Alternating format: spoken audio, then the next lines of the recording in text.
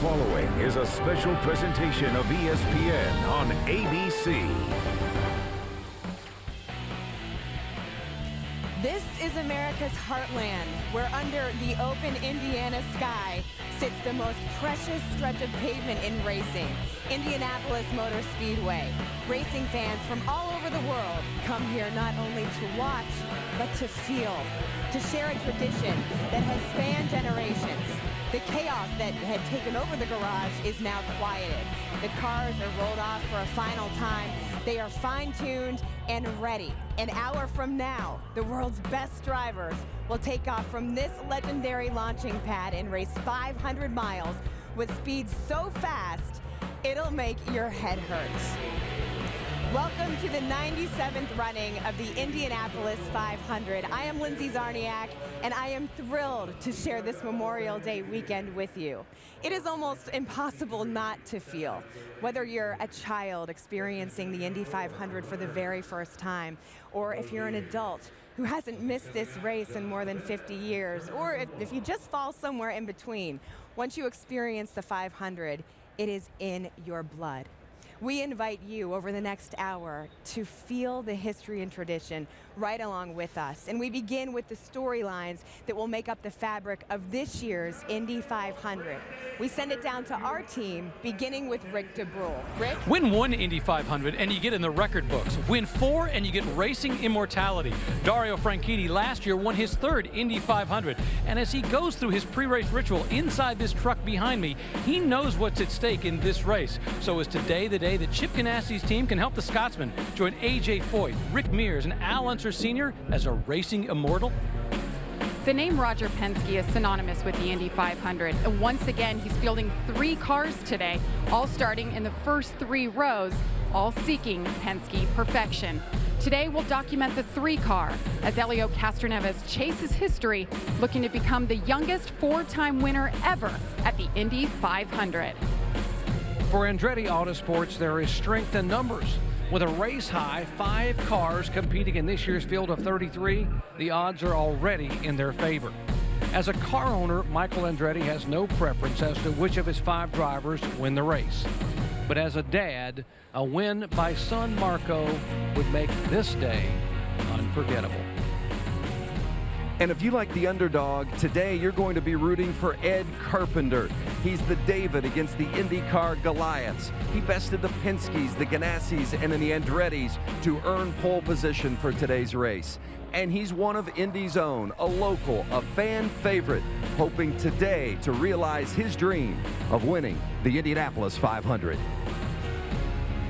Thank you, Vince. Young and old come from far and wide to kiss the famous yard of bricks here at the Speedway. Since the ceremonial cannon was fired at 6 a.m., indicating the gates are open, fans, over 250,000 of them, have been feeling the Speedway to capacity. They are soaking in the atmosphere. They are counting down to the excitement of this one-of-a-kind race that was made in, by, and for America.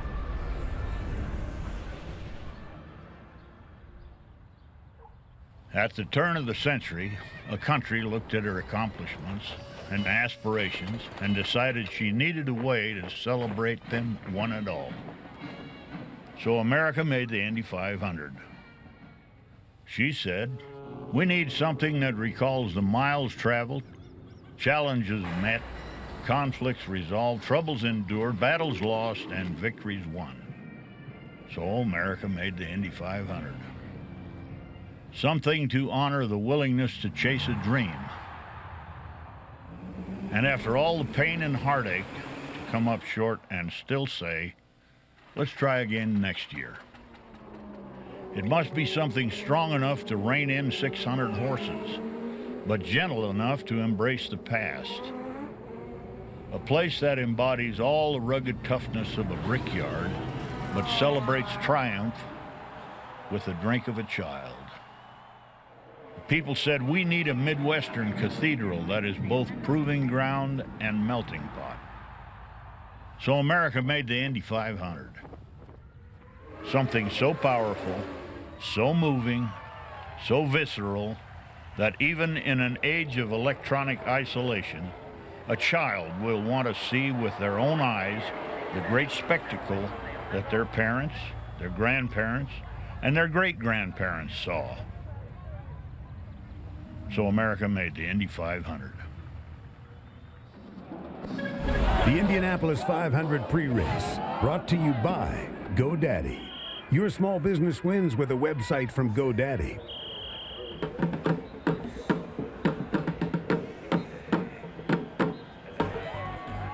Welcome back to Indianapolis Motor Speedway. The 500 is steeped in traditions, but none more unique than the ceremonious drinking of milk by the winner. The milk is brought in on early race day. You see it here, and all the drivers are then asked in advance what variety they prefer. For the three-time champions, Helio Castroneves asked for 2%, while whole milk is Dario Franchitti's choice.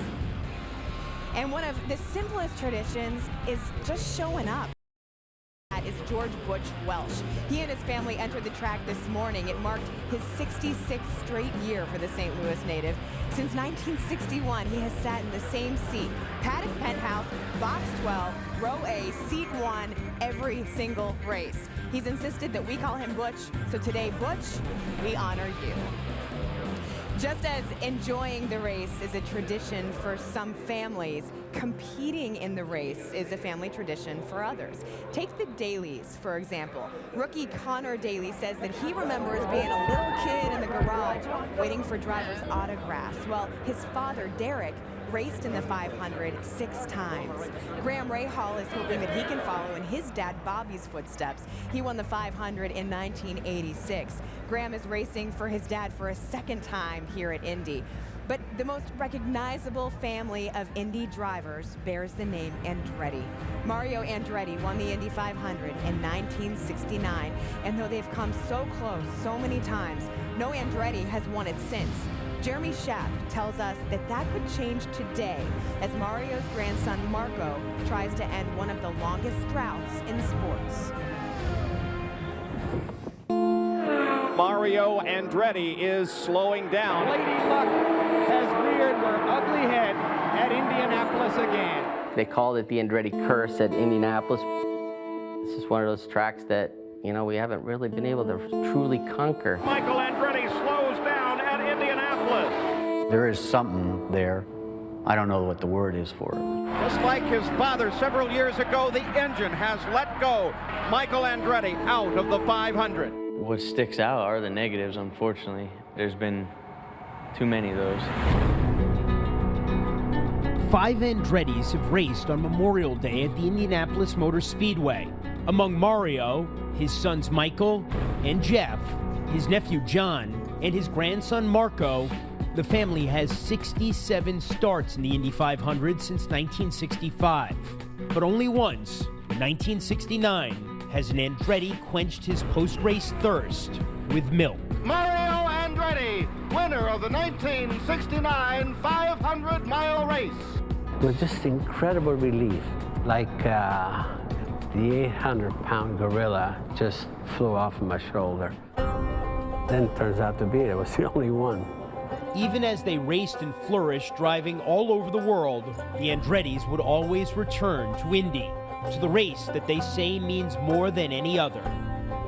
This is what it's all about, is the Indy 500. So the best day and the worst day of your life sometimes can all be in the same day, but it happens here. That is where luck is a factor. Andretti's luck has been bad through the years. For the Andrettis, that worst day was Memorial Day 1992.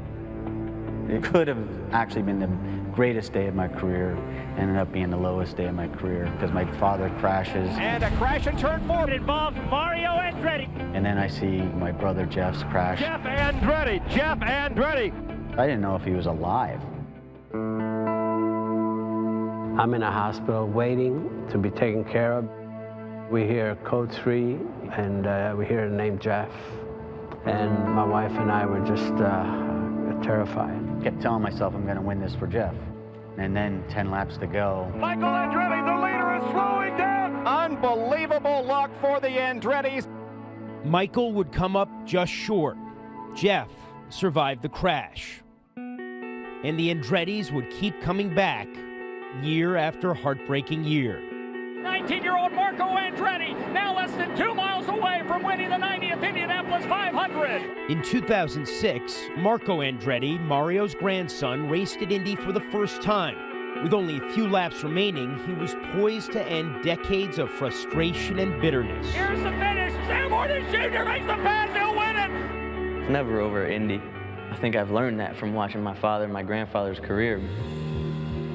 What would it mean to you to see Marco win here?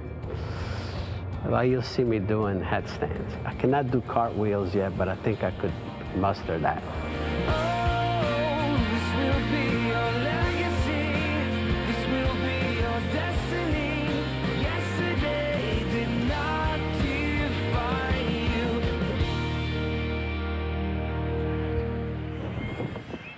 With car owner Michael Andretti. And Michael, why should the millions of Andretti fans watching at home believe this is the year that the Andretti luck changes here at Indy?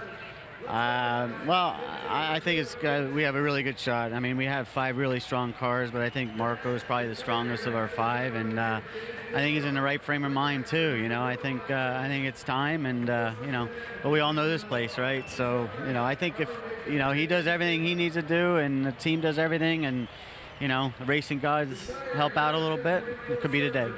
Okay, that's the car owner. Now, as a dad, what would it mean to you to see Marco go to victory lane? It would probably be the most emotional moment of my racing career as a driver or owner, you know, if that were to happen for sure. It would be I think I'd probably be choked up for the first time. Hey, good luck today. Thanks. Lindsay, got to believe it would be very emotional for this dad and car owner to be able to walk to victory lane with his son. Oh, absolutely. Thank you, Doc. You know, another member of Team Andretti that certainly knows a thing or two about pressure is James Hinchcliffe. It was just a year ago that he took over the ride, once occupied by the most popular driver in this series, Danica Patrick. And Hinchcliffe has made himself right at home. He's already won 2 races this season, and he, like Danica Patrick, feels extremely comfortable in his own skin.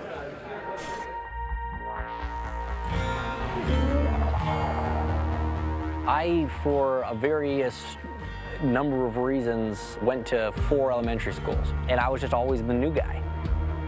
Part of the reason I ended up the way I am is I realized that having a good sense of humor was a really good way to break the ice and meet people, because I am just a guy that likes goofing around. Headed for the open door. Mayor Hinch here. Welcome to the new and improved Hinchtown. How do I drive the GoDaddy car? Put the pedal to the metal.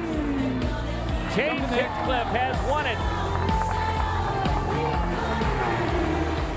We were looking at other guys' websites, and we wanted to do something different. So the concept of a town came along, and we sort of fell into me being the self-proclaimed mayor of this place. You make sure you stop by soon and come visit us again. Now I get introduced as the mayor of Hinchtown more than I do James Hinchcliffe.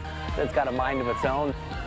For me, it was always very important to try and stay relaxed during a race weekend, and the best way for me to do that is to just be myself, which is this goofy Canadian kid who is like really pasty and, you know, has this beard because he looks like he's 8 if he doesn't have it. Some weekends I do it better than others. Some weekends I walk around all stressed out and I'm not myself outside the car, which makes me drive worse. You know, I can see it, I can feel it. It's crazy how sensitive, you know, your mind is to these things. It's definitely something I got to work at, but I think it's what makes me the best driver that I can be. I'm a very proud Canadian. Growing up, I followed all the Canadian racing drivers across the board.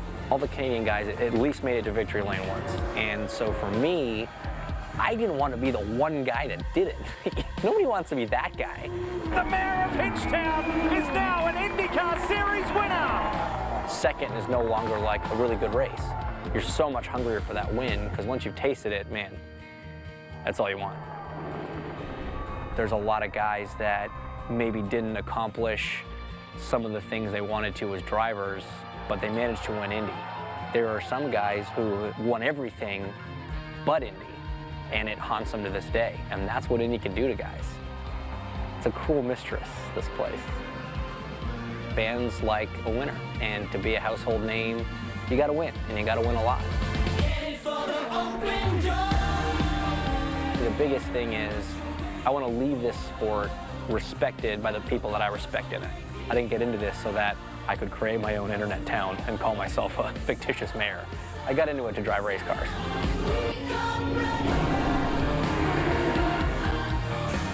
A very self-aware individual, that Hinchcliffe. The mayor of Hinchtown, he is ready to go racing. He starts 9th today in this race telecast presented by his sponsor, GoDaddy. This is more than a race. It is a Memorial Day weekend celebration for friends to share their passion for the greatest spectacle in racing. Coming up, defending champion Dario Franchitti gets a gift that will take him back to his childhood, plus a look back at 3 of the most exciting 500s ever. The last 3 as we roll on from Indy.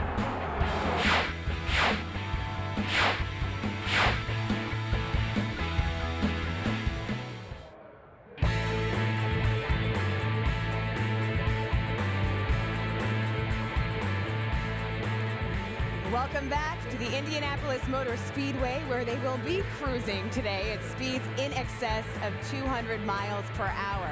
This is much more than a racetrack. The Speedway is a storehouse, a true museum of memories. The cars growing leaner and faster over time, the drivers ever more daring and dynamic. The photo finishes, the records set and broken, the breaks, both good and bad, the names, the faces, the races. 96 of them so far, none more compelling than the last 3 that have unfolded in the 500.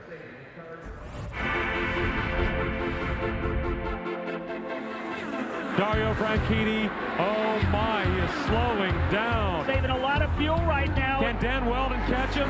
Crash, we got a crash. Car number 24, Mike Conway, and this is going to mean that Dario Franchitti will in fact win his second Indy 500. Well done, boys. Across the line, J.R. Hildebrand will see the white flag. Can a rookie win it? Come on, baby, bring it home. He is sputtering slow, and he hits the wall. Who will win? Dan Weldon has won the race. Can Takuma Sato be the one to take the four-quarter trophy? He is behind the leader, Dario Franchitti. The white flag is out. Takuma Sato, will he make the move? No, he'll crash in turn number 1. Bring it home, champ. Dario Franchitti becomes a 3-time winner. Awesome job, champ. Way to go.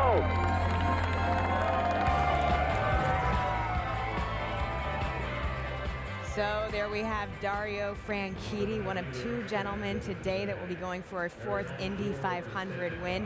He will start this race 17th. Think of the best gift that you ever received as a kid. Maybe it was around the holidays, maybe for your birthday. Everybody's got one, but somehow they just get lost or maybe somewhere along the way left behind. But what if you could get it back? It would certainly be emotional, even for a racing champion. Tom Rinaldi has more. Thanks.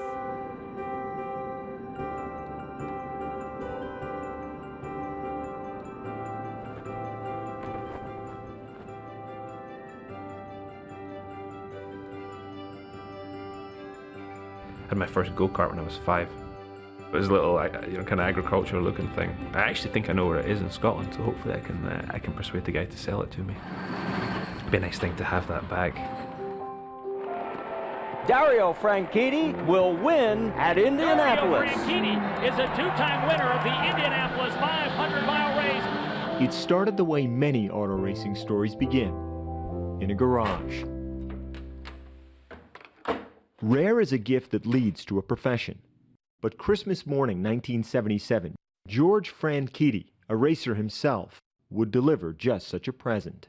I went and bought the go-kart, and it came in kit form, all bits and pieces, and I just bolted it all together, put it in the room for him in the morning. Looking back now, that was probably not a usual present to give a child.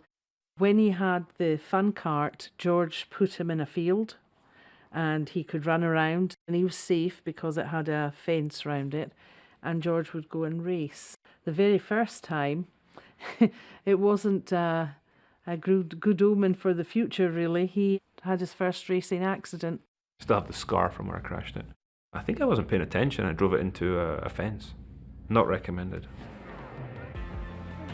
From open fields to starter tracks, Dario's passion grew, and so did the size of the wheels and the engines. His original go-kart was left behind.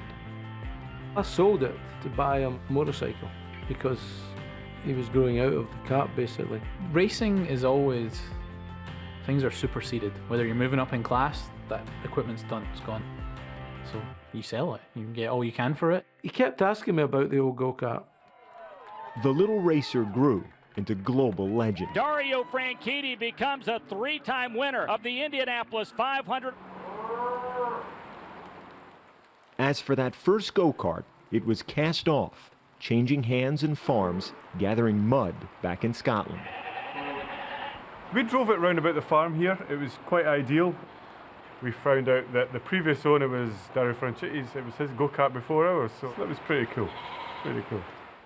This past year, his parents tracked it down with a birthday in mind.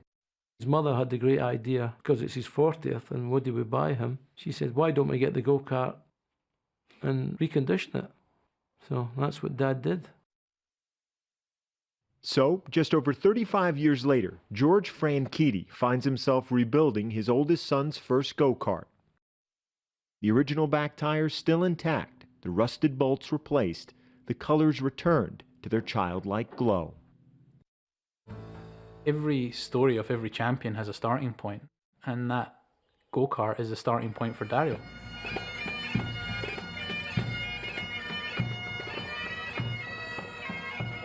On May 19th in Indianapolis, Dario Franchitti's 40th birthday, he received his gift all over again.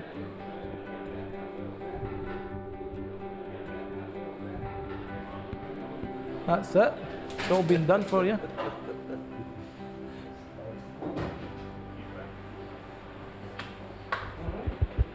All right. You didn't know what to buy, you so. Still an original engine. Still running? Yep, still runs. You put it together? It's a bit of a shock to see it sitting here. This brings back incredible memories. When I was 5 years old, this thing felt as quick as this thing does now. And it's the same passion and interest in going fast that I had when I was a little boy that I have now. I'm really so happy that you found it.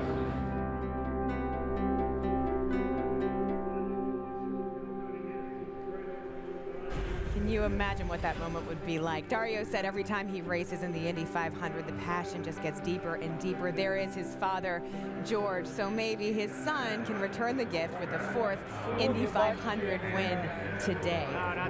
Franchitti, by the way, will not be in the go-kart when he drives as a member of Chip Ganassi's team today. Ganassi will want him at his best to take on his main rival, Roger Penske. Between the two teams, they have 20 wins total here at the Indy 500. One of the most intriguing Penske storylines is A.J. Allmendinger. Just last year, Allmendinger was driving for that team in NASCAR until a failed drug test left him suspended and released by Penske. But after working to get himself reinstated, Allmendinger has been rewarded with loyalty. He makes his Indy 500 debut today, and he is standing by with our Jamie Little. Well, Lindsay, not a lot of drivers will be given a second chance like AJ has from a man like Roger Penske. Why do you think he believed in you and gave you this opportunity? I don't know, and I'm not going to ask him. No, it's I just think he's just a great person. Generally cares about me. Knew what happened was a dumb mistake, but and I'm very fortunate he believes in my talent and thinks that I can go out there and win this thing. And thanks to Izod for coming on board and believing in me as well. But it's just a great family to be a part of. Your first Indy 500, what did it take for you emotionally and physically to prepare? Well, I mean, this is my last chance. This is the last shot I got to go out there and make something happen. And, you know, the last thing I wanted to do is say, you know what, I didn't quite give it my all and I wasn't quite prepared. And I've worked so hard physically, mentally. You know, I got to thank my teammates, Elio and Will, for... There's our pole setter. Yeah, exactly, photobombing. But it's just, it's been a lot of hard work. It's been a lot of fun, though. Everybody at Team Penske is just such a great group of people to be around. Chevy for bringing us great engines. So we got a chance to win this thing. We do everything right. I make no mistakes. Team makes no mistakes. Got a shot to put the Izod Chevy in victory lane. He's starting on the second row. Let's go to Rick DeBrule. And standing by with Scott Dixon, over the last 7 years, you're going to be hard-pressed to find a driver who has a better record here at Indy than Scott Dixon. Yeah, he's won once, finished second twice, never finished lower than 6 in those years. But here's the question. Do you think more about the victory or about the races you lost? I think you always think about the ones you lost, you know, the victory you've got under your belt, but, you know, 2 of those are finished behind second to Dario under yellow, which is always frustrating that you can't race to the end. But, yeah, you know, we've had so many great finishes here, so many great races. We've only, you know, won once. Dario's won a couple of times in the last few years here, so you got to credit a lot of it to the team. You know, Team Target's just a phenomenal organization, and owe a lot of it to them. And, you know, hopefully today we can just go that one step further. Scott Dixon said he's only won once. I think he won twice today. Thank you, Rick. The Indy 500, you know, draws fans from all sports. Colts coach Chuck Pagano has won over the hearts of Indiana natives because of his courageous battle with cancer and his return to his team. He waved the green flag to begin pole day today. He was aboard that chopper as he had the honor of delivering the green flag that will be used in the race. Which driver will take the checkered flag? We are getting close to finding that answer as we get set for driver intros. That is next.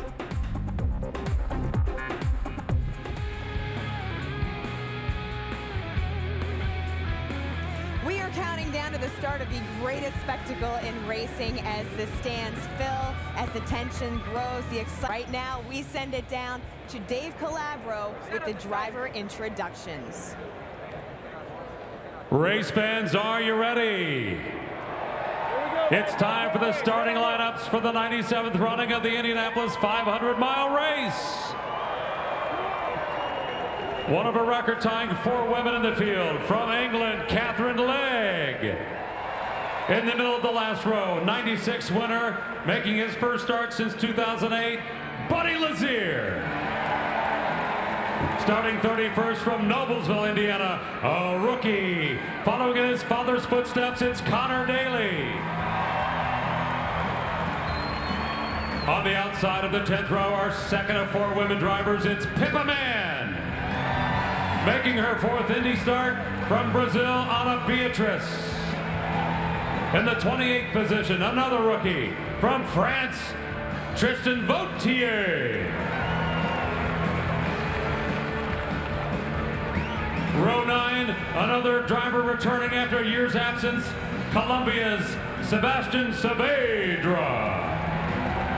The son of the 86 winner, Bobby Rahal. Back driving for Pop's team, here's Graham Rahal.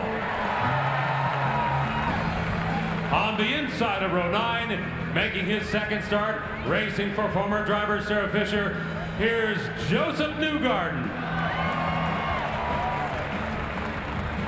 Row 8, 2010 Rookie of the Year, from Switzerland, Simona Di Silvestro. Last year's pole sitter starts 23rd. From Australia, Ryan Briscoe. On the inside of row 8, making his 7th Indy appearance, Townsend Bell.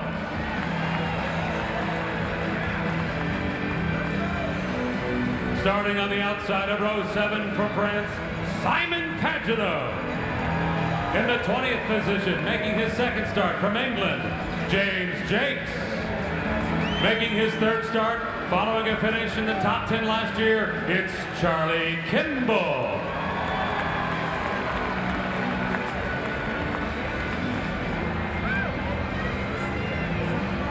On the outside of row 6, the current IndyCar Series points leader, driving for the legendary A.J. Foyt, Takuma Sato. The defending champion and 3-time winner from Scotland, please welcome Dario Franchitti.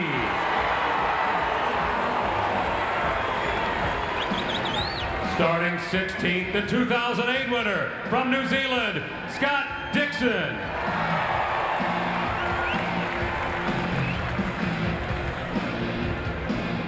Row 5, making his 3rd start at the 500, Sebastian Bourdais. Following a career best 7th place finish last year, Justin Wilson. Looking for his 3rd straight top 10 finish from Spain, Oriol Serbia.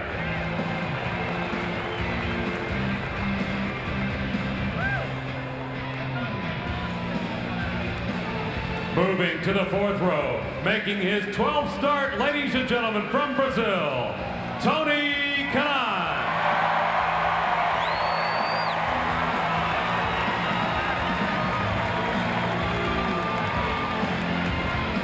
The 2011 pole sitter starts 11th, Alex Tagliani. On the inside of row 4, 2011 Rookie of the Year from California, J.R. Hildebrand. Winner of 2 of the 4 IndyCar Series races this year, the Canadian James Hinchcliffe. From Brazil, 3-time winner of the Indianapolis 500, chasing number 4 today, starting 8th, Helio Castroneves. Making his 6th Indy appearance, last year's series champion, American Ryan Hunter-Reay. Moving to row number 2, driving for the legendary Roger Penske from Australia, Will Power. One of 2 rookies in the top 5 from California, A.J. Allmendinger. In the 4th position, racing in his 6th 500 from Venezuela, E.J. Viso. And now the front row for the 97th running of the Indianapolis 500. On the outside, making his first ever start on the front row, it's Marco Andretti. In the middle, a 21-year-old rookie from Colombia, Carlos Munoz. And on the pole, making his 10th Indy 500 appearance from right here in Indianapolis, the Butler Bulldog, Ed Carpenter.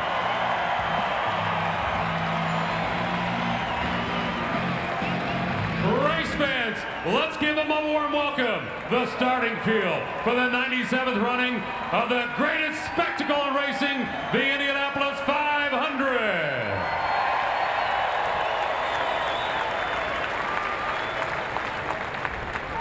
The field of 33 is set. The drivers are taking the traditional class photo next to the iconic Borg-Warner trophy. It weighs 110 pounds. In 1935, it was worth $10,000. Today, it's valued at more than $3.5 million. The winner of this race will become the 100th face added to that trophy. They will later be given an individual baby Borg, like all drivers that win the 500, so that they can keep something as a memento. But what a driver must go through to get to victory lane at Indy is as dangerous as it is difficult. Each time they strap into that open wheel race car, as they take off at speeds of more than 200 miles per hour, these men and women and their families know the unspoken risk is very real. Why do I do what I do?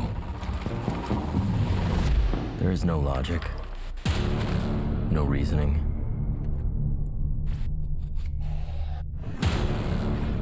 The physics cannot be reconciled. The risk shadows the reward. How do I justify my desire to drive? Spins and he's gonna crash!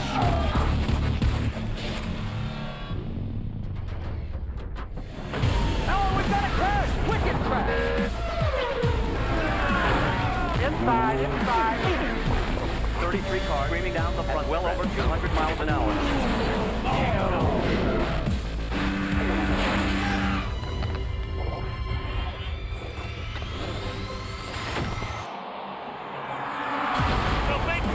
Big crash, not in turn number 1. Make it 3 wide into 3. Trying to hold on for dear life. You're clear. Go get him. Go get him. Oh my God, the terrible crash. Yellow. Go high. Oh, we've got an axe. Levi's. Oh, and he hits the wall. This is my obsession. The only thing I've ever wanted to do. Get pumped up yet? Here's a look at the major speed milestones reached over the years, topping out at 237 miles per hour in '96. The fastest guy so far this month is pole sitter, Indiana's own Ed Carpenter. Here he is with our Vince Welch. Vince? Well, millions will be watching today, and many will be in awe of the speed and the precision and the courage for which these drivers do their job. And Ed, what is it about the psyche of a race car driver that allows you that exclusive focus on nothing but the pursuit of the victory? You know, we trained for a lifetime for this, and you just have to look around and you can feel the energy here and how special this place is. We raced for the Indianapolis 500 and can't wait to get started today. What do the nerves feel like right now? A little more than normal, but I know as soon as that engine fires up, I'll be ready to go. 33 of the bravest and the best about to roll off for the Indianapolis 500. Lindsay? Thank you, Vince. They are longtime rivals and lifelong friends. Elio Castroneves and Tony Kanaan, plus a moving Memorial Day ritual performed annually at Arlington National Cemetery when we continue from Indianapolis right after this.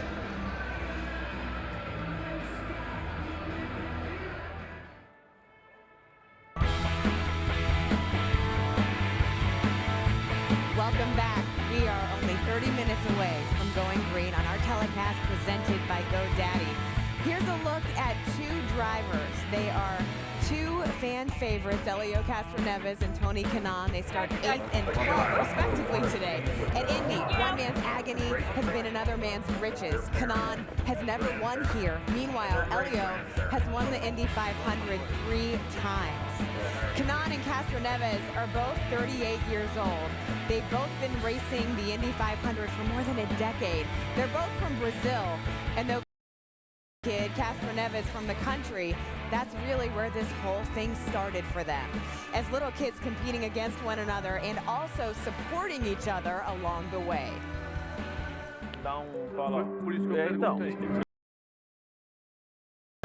We've been competing for so long. 30 years. We started back in Brazil a long time ago. I met Elio at the go-kart track. I was 10 and Elio was 9. When we were young, I remember till this day, we used to, you know, the night before the race, just get the helmets clean. And we were talking about, hey, if you get there, I'm gonna carry your helmet. And we said, if one of us make it, the guy that made it will help the other one. That was the You know, growing up together and racing against each other forever, it brought a lot of respect, but also a lot of rivalry between the two of us. Every time you go out track, first name you look, where is he? Where is he at? Oh, okay, he's a little bit better. He was the only guy that mattered. And I think if he had finished 11th and I was 10th, good day. There was times that we were super friends, and yes, there was times that we hate each other. Tony Kanaan completely blocked Elio Castroneves out of a chance for a title. They're not happy with each other at all. Whoa! We spent probably 2 years that we didn't speak. It was one of those, you know, rivalry, and we still didn't talk about it, actually. In hindsight, I think it was probably childish of my part, but I definitely regret that. And in the end of the day, you know, because I always the one that like, turn the page. Even when we were kids. Yes, that's true. I was like, I was extremely stubborn. You see, I'm Taurus, and they say I'm. And what was your sign? Capricorn. Yeah, they I don't know if they say I'm very sweet. Yeah. Who wrote that thing? Exactly. Come on, because it's the opposite here. But in the end of the day, I felt, and I think we understand each other. It's like, it's not worth it. He makes me better. He made me better. Is it couples therapy or something? Yeah, man, no. I thought it was an interview. Through the course of our career, it kind of like always levels out. I get something, he gets something. I get something, he gets something. Tony Kanaan wins it all here in 2004. He's a champion in the series, and I've never been a champion. I won 3 times in Indianapolis, and you didn't have that opportunity. Into the wall hard, the second year in a row. We've got problems. Is Tony Kanaan. That was the race leader. So this is my 11th year. I've led 8 years in a row every race I raced here. That every year that I've been here, I wasn't in a position to win. But for some reason, I haven't. On the other hand, my fellow Brazilian driver won 3 times.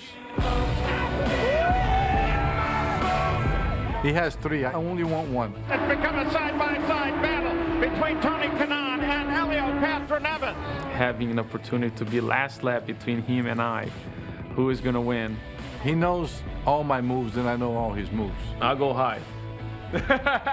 I know And that. I know I'll you go go low. low. We'll probably crash, and somebody else will win. The only difference will be we will still be speaking to each other on Monday.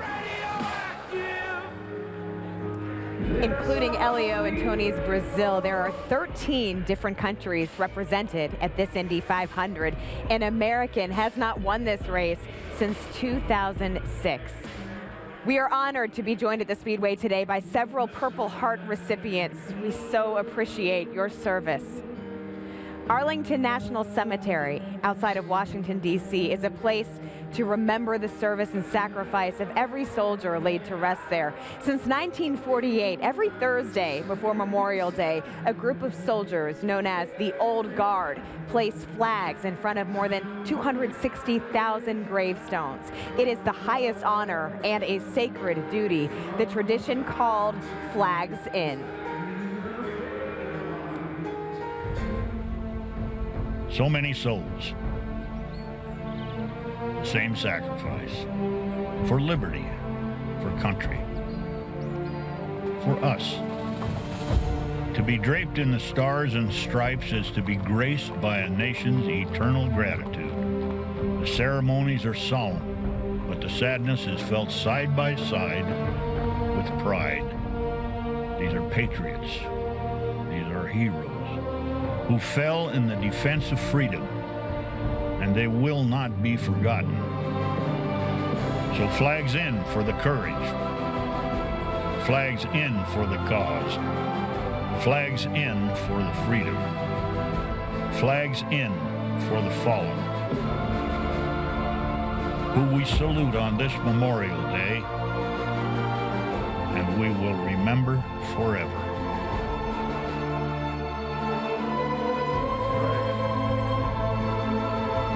Gracious and merciful God, all times and seasons are of your making.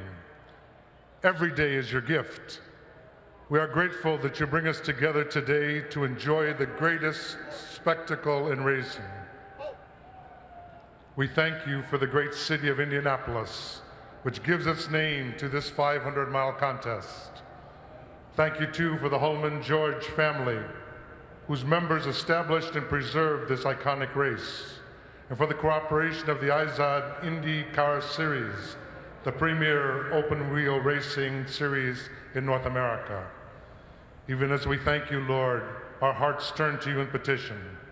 Please bless us with a safe contest. Preserve the drivers, crews, and spectators from all harm. Help each team to do its best and to live with the results. On this weekend, we remember the men and women who died while serving in the armed forces of the United States of America. May their sacrifice not be in vain. Let us continue the struggle for liberty and justice for all your daughters and sons. Grant us enduring peace, the peace you alone can give. We hold up to you those who will spend today in sorrow and loss. Give strength to the victims of the recent storms in Oklahoma, and comfort those who still suffer from the attacks in Boston.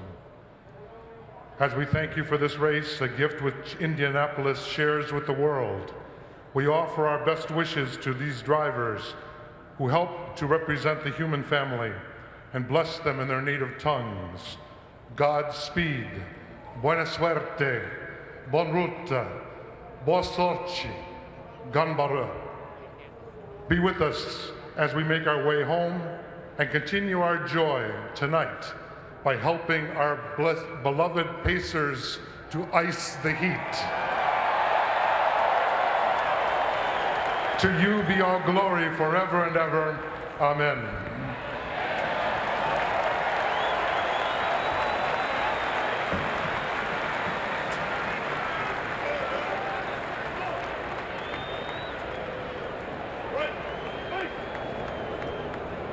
Stand by. Ready. Ready. Aim. Ready. Aim. Ready. Aim. Ready.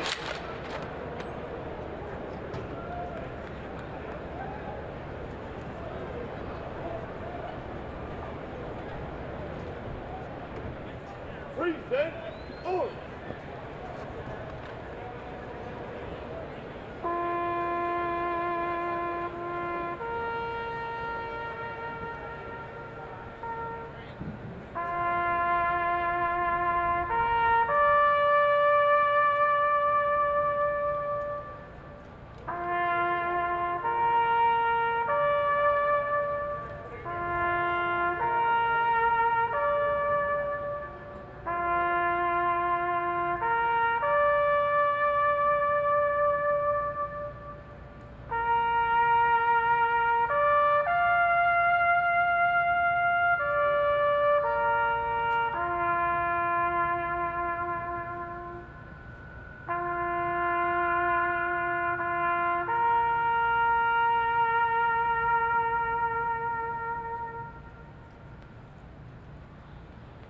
Order, order. Left, face. Port, order. Forward, mark. Ladies and gentlemen, we ask that you please rise and remove your hats. 5-time Grammy Award winner and Indiana's own Sandy Patty performs our national anthem.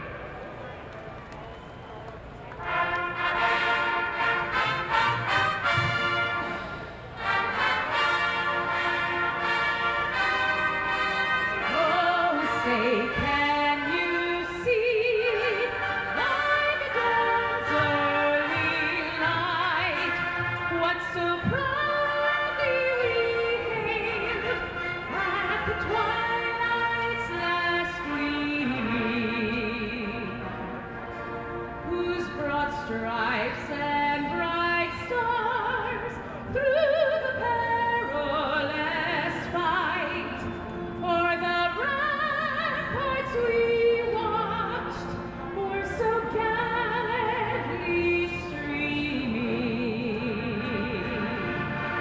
and the rockets recleared the bursting in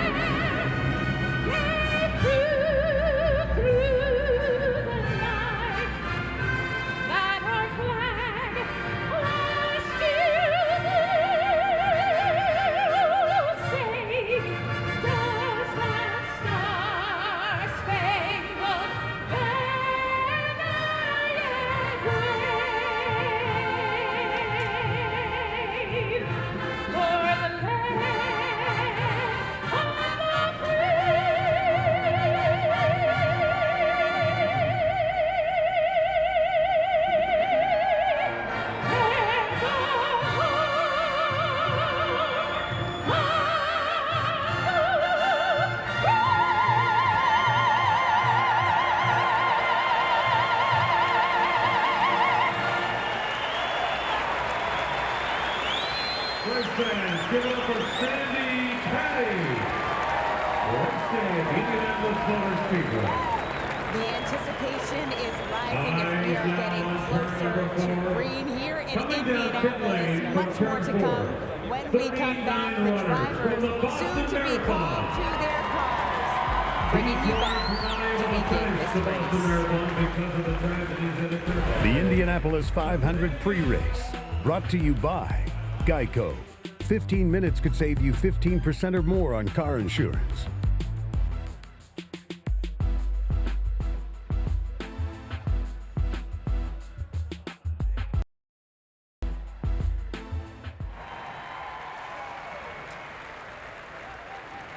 Attention along pit lane, drivers to your cars. Drivers to your cars.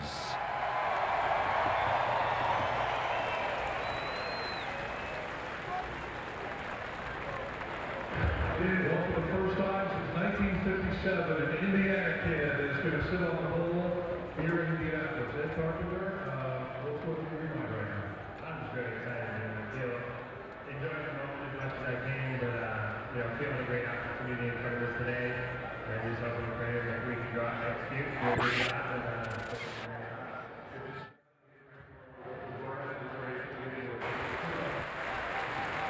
Attention along pit lane, drivers to your cars. Drivers to your cars.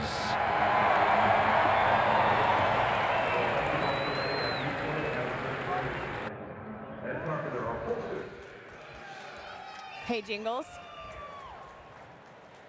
When I come back, is this the right place where I should be? F3-4, the drivers have been called to their cars, another time-honored tradition.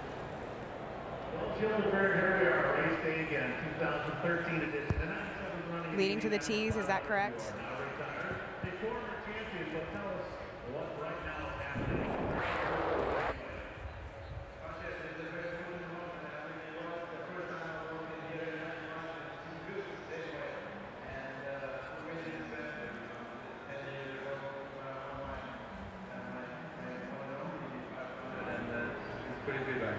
It truly does change your life when you put on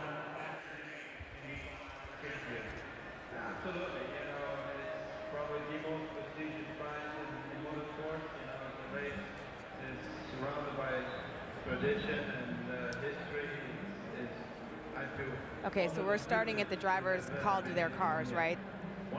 But since I don't have script, I need to know where you need me to go. So I'm just going to follow what we have in here, okay? Got it. Perfect. Perfect. Boston Marathon runners are going to finish. On this Memorial Day weekend, they are going to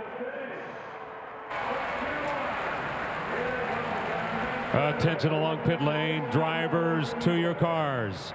Drivers to your cars.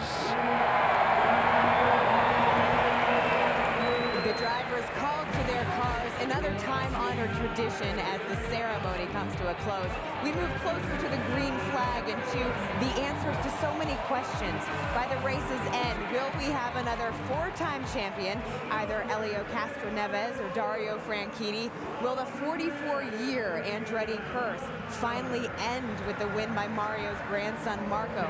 Or will local hero Ed Carpenter emerge victorious? All of the countless stories that have become part of Indy folklore are traceable to the vision of a man who looked out on an empty field and saw a racetrack.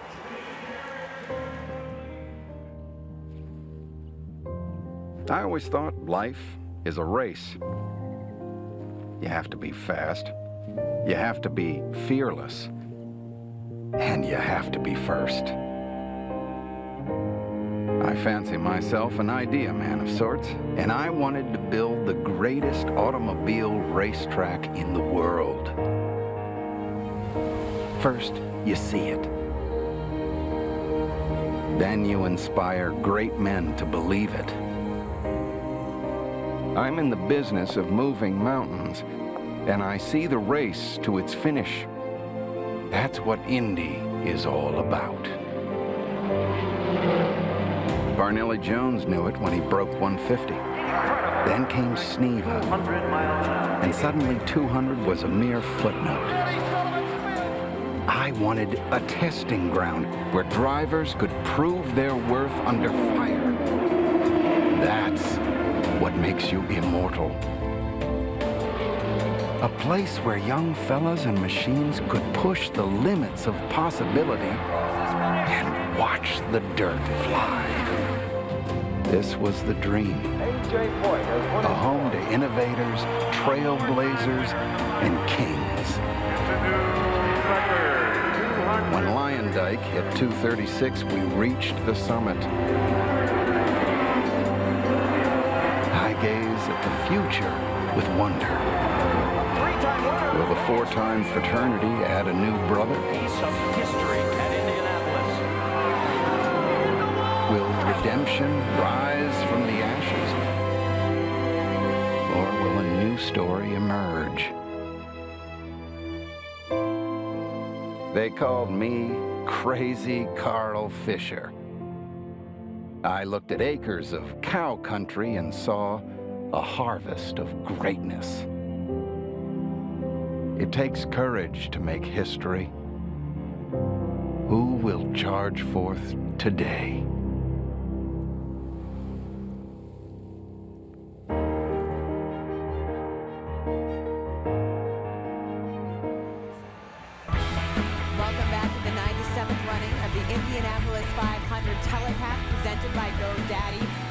ago, approximately 35 runners from the 2:13 Boston Marathon who were not able to complete the race because of the bombing were given an opportunity to finish in style. They crossed one of the most famous finish lines in all of sports, the Yard of Bricks. And now we send you back to our track announcer, Dave Calabro, who will introduce one of Indiana's favorite adopted sons.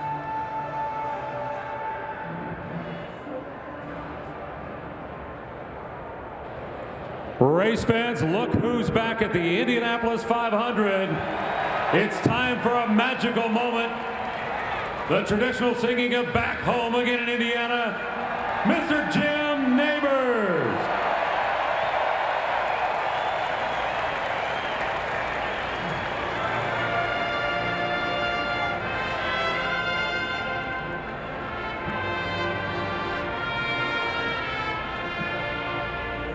Back home again in Indiana, and it seems that I can see no gleaming candlelight still burning bright through the sycamores. For me, the new morn hay sends out its fragrance through the fields I used to roam. When I dream about the moonlight on the wabash, how I long for my Indiana home.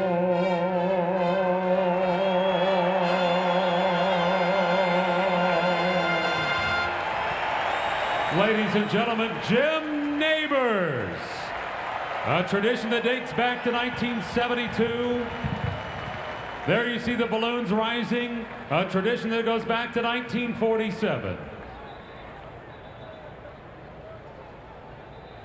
Race fans, and now the most famous words in all of motorsports. Mary Holman George.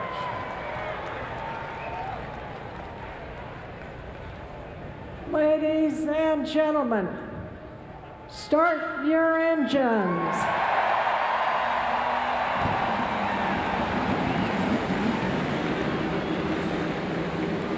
Let's get these things fired up.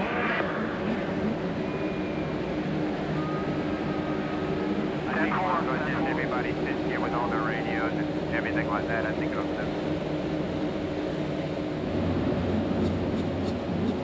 It's well documented the challenges that the drivers face.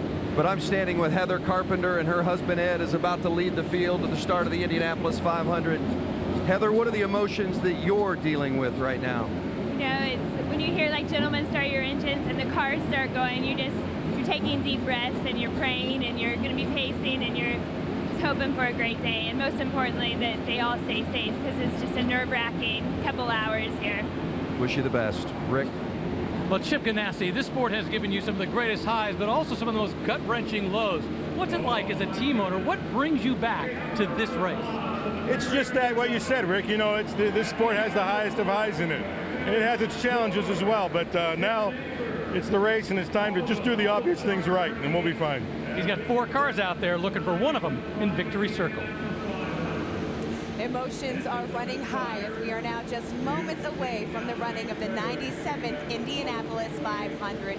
For the call of the race, we send it now to Marty Reed, 1998 Indy 500 winner, Eddie Cheever, and 2-time runner-up Scott Goodyear.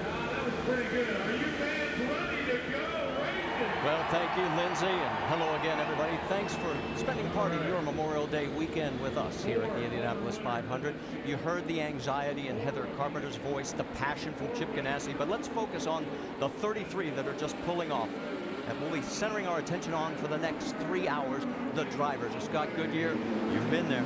And Marty, this is the day the Speedway becomes alive. You know, for 2 weeks as a driver, we're here testing and qualifying amongst the dark gray grandstands.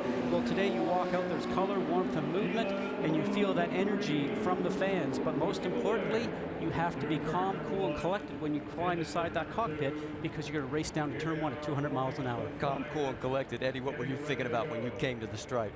I just had one thing in my mind: make it through that first corner. Focus. You have to go on automatic, but you have to be ready for anything that can happen in front of you. As the cars begin the pace laps, we'll show you our GoDaddy starting grid across the top of the screen, and we'll talk more about the first row, especially that man in the middle, Carlos Munoz, in just a matter of moments.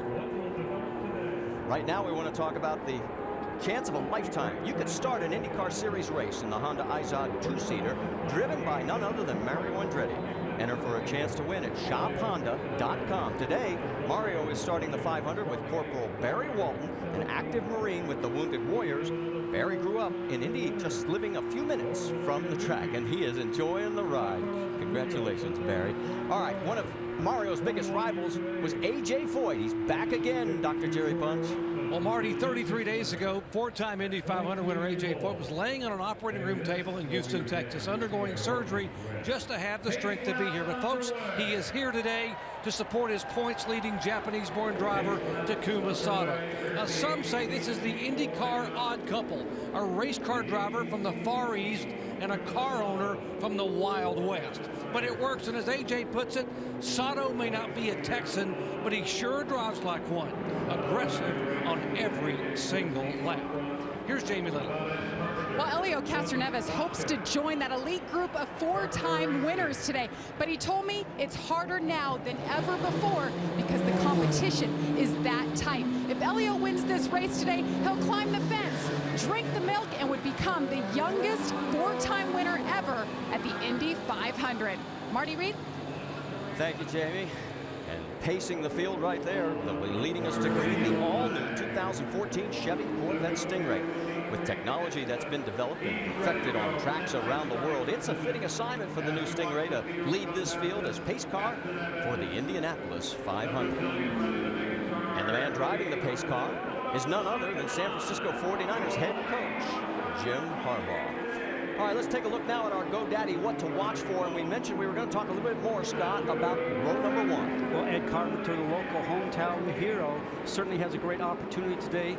And Carlos Munoz, who's in the middle of the front row, a rookie, very fast. People are maybe concerned whether or not he'll be able to complete this race. People are cautious being around him. Marco Andretti, probably the fan favorite right now for going off and winning this event. His grandfather did it in 1969. And you want to focus on row number 6. Row number 6 is a photocopy of what happened at the end of last year. We have Scott Dixon, Dario Franchitti, and Takuma Sato almost picking up their battle from where they left it off last year. This is a row to watch. A total of 12 onboard cameras for you. Let's start it off with Dario Franchitti. He'll be having the target on board, looking for, of course, victory number 4. Charlie Kimball is in the Novo Nordisk on board. Third 500 start. He finished 8th last year. And Graham Rahal is in the Honda on board, 3rd in 2011, but he starts 26 today. All right, Grammy, let's have a great day today. Have fun out there, and we'll give you the green when the time comes. Tristan Gauthier, a 25-year-old rookie from France, is aboard the Lucas Oil Honda machine. J.R. Hildebrand, 25, from Sausalito, California, is driving a National Guard car powered by Chevrolet, and his teammate, Justin Townsend Bell, is driving a Sunoco car, and this will be his 7th Indianapolis 500 start. Will Power with the Verizon onboard camera is looking to improve his best 5th place finish. Helio Castroneves with our 2nd Verizon onboard camera is hunting down his 4th Indy 500. Brian Hunter-Reay with the Firestone onboard camera, last year's IndyCar champion, has yet to lead a lap at Indy. And James Hinchcliffe has the GoDaddy on board, finished 5th last year. He'll start 9th today. James, just double check on your controls. You're at 5 on the front bar and 50% on the weight tracker. I think that's a good place to start the race. Marco Andretti on the outside of row 1, the United Fighter and Data on board. He will start 3rd. He thinks he has his best chance ever to win the race. And our pole sitter with the Chevy on board, Ed Carpenter, hates the Goliath comparison, and with good reason. Dan Weldon led a one-car team to victory in 2011. For live streaming of all 12 onboard cameras, go to watchespn.com or the Watch ESPN app. Now, our broadcast is also available in Spanish. All you have to do is activate your SAP button. It's presented by ESPN Deportes. All right, as you can tell, it is overcast here today, and we also want to talk about the temperature, because notice it's 59 degrees. Back in 1992, Scott, you were involved in a very cold race. Well, I know that weather conditions very well, and I actually spoke to Helio Castroneves this morning. He says, I think these cars are going to handle the weather and the track conditions fine. He's not worried about the grip. Firestone tires are excellent. But the interesting thing we find with cooler weather, the teams that maybe weren't running so strongly have an advantage because it equals out the car. So we'll have to watch that today.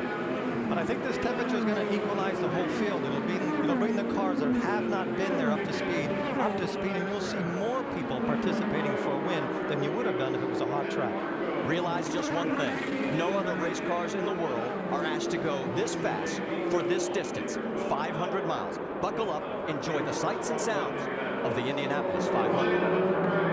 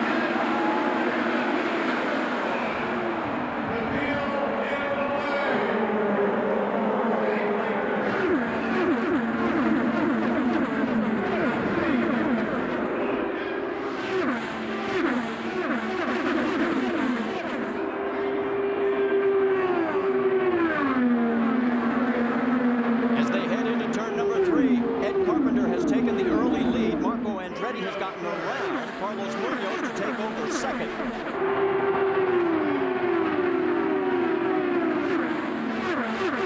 Marty, we just got through one of the most difficult times of a race, starting at this track 3 wide, going into turn 1.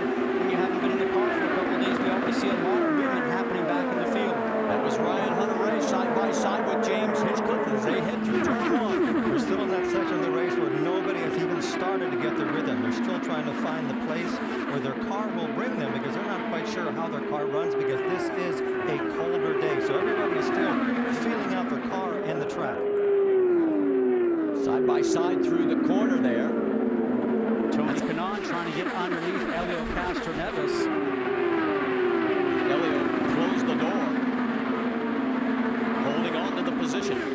You know, going back to the start, Carlos Munoz, a 21-year-old looking youngest ever on the front row, he did a good job. He did a good job, but he had his first lesson. His teammate passed him on the first back straight. Well, you said it was going to be a learning experience. And it will be, all the way through to the first pit stop. And he did incredibly well in qualifying, running faster than all of his teammates. But qualifying is one thing, and a race is another. What you have to do at this point of the race is find your rhythm, because you have a long way to go.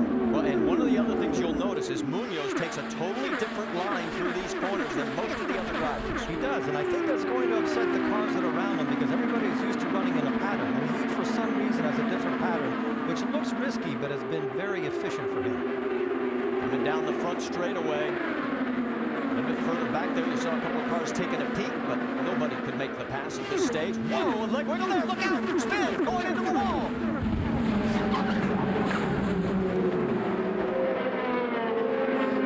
J.R. Hildebrand has hit the wall in turns between 1 and 2. And there you can see where he stopped.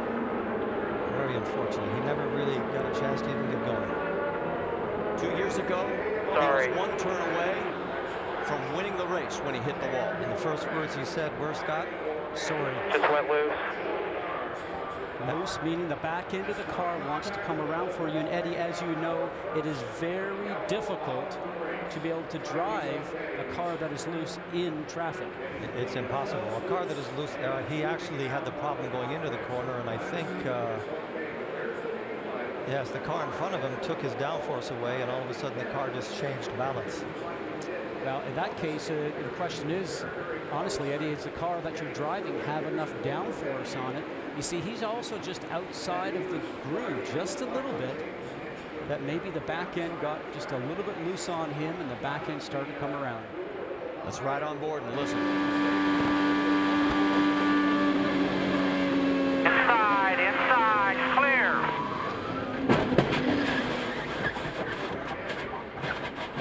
Hildebrand, driver for the National Guard. And we have troops over in Afghanistan. You know, watch their reaction. That's the Indiana National Guard. And they're disappointed, of course, because that was the car they were rooting for. So now that we got a chance to look at it, what happened is that Hinchcliffe owned a piece of the racetrack, and he didn't give Hildebrand all the room that he would have wanted, and he had half of his car up in the gray. It was early in the race, and maybe his car was a little loose, and the tail end just came around. Let's go on board with James Hinchcliffe. You're exactly right, Eddie, because that's a point where J.R. Hildebrand was probably being a little bit too polite. Going yellow. And giving... Jamie, you got more? Well, you guys, J.R. Hildebrand told me they brought an aggressive setup here. They came here to win. They finished second place with this team 4 out of the last 5 years. They didn't want to finish second again, so they went extremely aggressive. J.R. told me this car was not comfortable to drive at all, but it was fast, and that could have led to this. Well, as we've seen, this place can come up and bite you very quickly at Indianapolis, and it has just been the number 4. Now remember, the restarts last year, boy, did we have a ton of action in the 7 total restarts, 55 passes, and we're getting ready for our first one.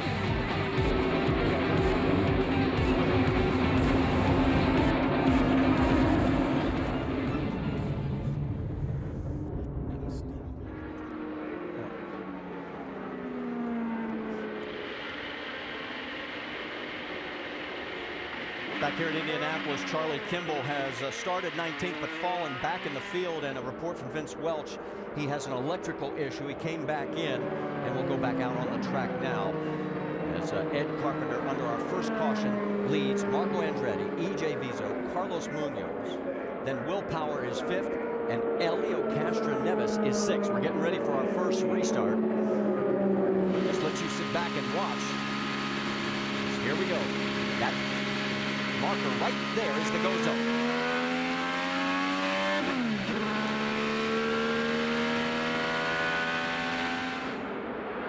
Go. Green flag out. Green. He's going to hold it. As they say, the leader's always a sitting duck. Will he try and go low? Well, he's got a defensive line. And he's going to hold on to it at least through 1. He had a very slow upshift, didn't he, on that restart? He used low RPM shifting, as you mentioned, but this is the opportunity for great passing right now, as you see a lot too wide going through turns 1 and 2 at this speed. As we always talk about, Eddie, it's a great opportunity for cars to get past. You see the yellow car on the bottom right now, Ryan Hunter-Reay, trying to get past Justin Wilson on the right-hand side, which it looked like he did. The car up in front, the number 12 Verizon Penske machine of Will Power. And this is now to start to stretch themselves out just a little bit. I want to pick up what you said before, that was a little bit too polite. This is not a place where I think you want to bring your good manners and you're polite. You want to be respectful and judicious in where you put your car, but polite takes too long. Well, J.R. Hildebrand probably was too light. Yeah. Guys, I've got to jump in there. Look at Tony Kanaan as he has got a race car underneath him, and he is putting pressure. He wants the race lead. Oh, and Ed's really pushing the envelope right there, trying to run him down towards the bottom line. Now you can go ahead and start moving down towards there. Have to leave a lane on the inside to be able to make sure the driver can be fast, and he certainly did that. And Vince Welch, you have more? Tony Kanaan very happy with his race car as you see him making the move, and he says he has never been here and not had a good car. He said he feels like he knows what he needs through his experience here, and that's a car that tends to said it's felt perfect through practice, and he expected that to be the case today, and he has loved it so far. We're getting a great example of drafting here. It's almost impossible to lead the whole group and disappear with these new cars. When you're in front, you're punching such a big hole in the air. The other cars just gain. It's like they have 20 extra horsepower. On board with Marco Andretti. You can hear him throttle back just as we start to get into the turn. Eddie, you and I talked about this all week. Drivers that are smart are going to try to save fuel and let the cars in front punch the big hole in the air, as you talked about before. But right now, Ed Carpenter certainly loves leading the Indianapolis 500, but he's using more fuel than the other cars. We learned that over a full 22 laps that you would have with full tanks, if you are leading, you will use almost 3 laps more fuel than if you're behind. And so I'm up to about 28 or 29 laps for a full tank of fuel in most cases, so you might see that 30 or 31. Well, the guy who learned that lesson the hard way last year is running third right now, Marco Andretti. He led the most laps. He's taken over second there from Tony Kanaan, but he led 59 laps last year, but he said it killed me on fuel consumption. It did, and Franchitti took advantage of it in the end. Speaking of Dario Franchitti, he is now running back in 11th, Helio Castroneves in 6th. Those are the two going for number 4.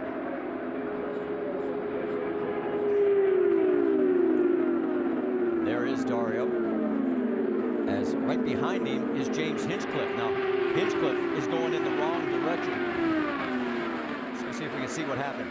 On board, a lot of movement out of the steering wheel. Look at him fold the steering wheel and going up towards the wall. You do not want to do that too many times. And while we're in that, Marco Andretti takes the race lead. So Ed Carpenter has led, Tony Kanaan has led, and if Marco leads at the stripe, we'll have our third different leader. And Marco did say, I would like to lead a little bit, see how my car is running by itself, but I don't mind falling back in line and just letting the car run in front, punch the hole in the air for me, and just consume a little less fuel. The exact opposite of what I thought was going to happen is happening. Carlos Munoz, who is a rookie who I thought would be charging to go to the front, it's actually the one that's saving the most fuel and just staying back there in 4th place while these guys keep swapping the lead. And there goes Tony Kanaan back out front. Now, when the car goes in front of you, just like these changes are happening going down to turn 1, the car in front takes a little bit of air away from your car. The car feels lighter. Your steering wheel turns a little easier. You call that a little bit of understeer, and you hope that the car in front doesn't take too much air away and cause too much of a problem for you. Our third lead change. If you remember last year, we had a record 34. And yes, there's a lot of people that think we will surpass that mark today. Vince, what have you got on Carlos Munoz? He's running 5th. The key for Munoz to talk to him before the race. This is his first ever IndyCar Series race, and they preached patience to him. They said, so much is going to be going on around you that you've never experienced before. Settle in. Don't be afraid to just sit back in 3rd or 4th and get a feel for the race, get a feel for the traffic and the way the race car feels. Don't believe you've got to charge to the front. It's got to be a patient approach. And John Tuanukas, who handles the strategy for Carlos Munoz, said that's all we preach to him. Patience, patience, patience. He's showing some of it early. He's showing a lot of patience, but he has a 3-time winner, Castroneves, on his tail. This is going to be another lesson. Here we go for another change for the lead. It is Marco Andretti, and he is officially the leader at the stripe, so make that lead change number 4. Kanaan is now 2nd, Carpenter 3rd, E.J. Viso running in the 4th spot. Munoz rounds out your top 5. Another car that's sort of sneaking up on, you just saw a glimpse of on the right side of the screen farther back. Ryan Hunter-Reay, he's gotten around Alex Tagliani, so now Chevrolet is running 1 through 7. We've got to step aside, but you won't miss a thing here at Indianapolis as we go side by side. There's your top 5 in our telecast presented by GoDaddy.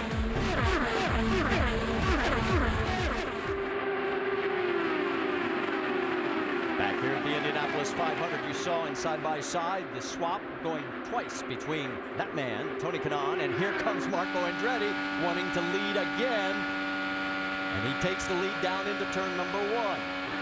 Marty, what this is telling me is that all these drivers are very comfortable with the car, but wind also plays a big factor here because the speed that we were going, you think about it's the speed of a small jet really going down the straightaway, about 230 miles an hour going into the turns. You have a headwind going into turn 1, and it makes the car more comfortable to drive.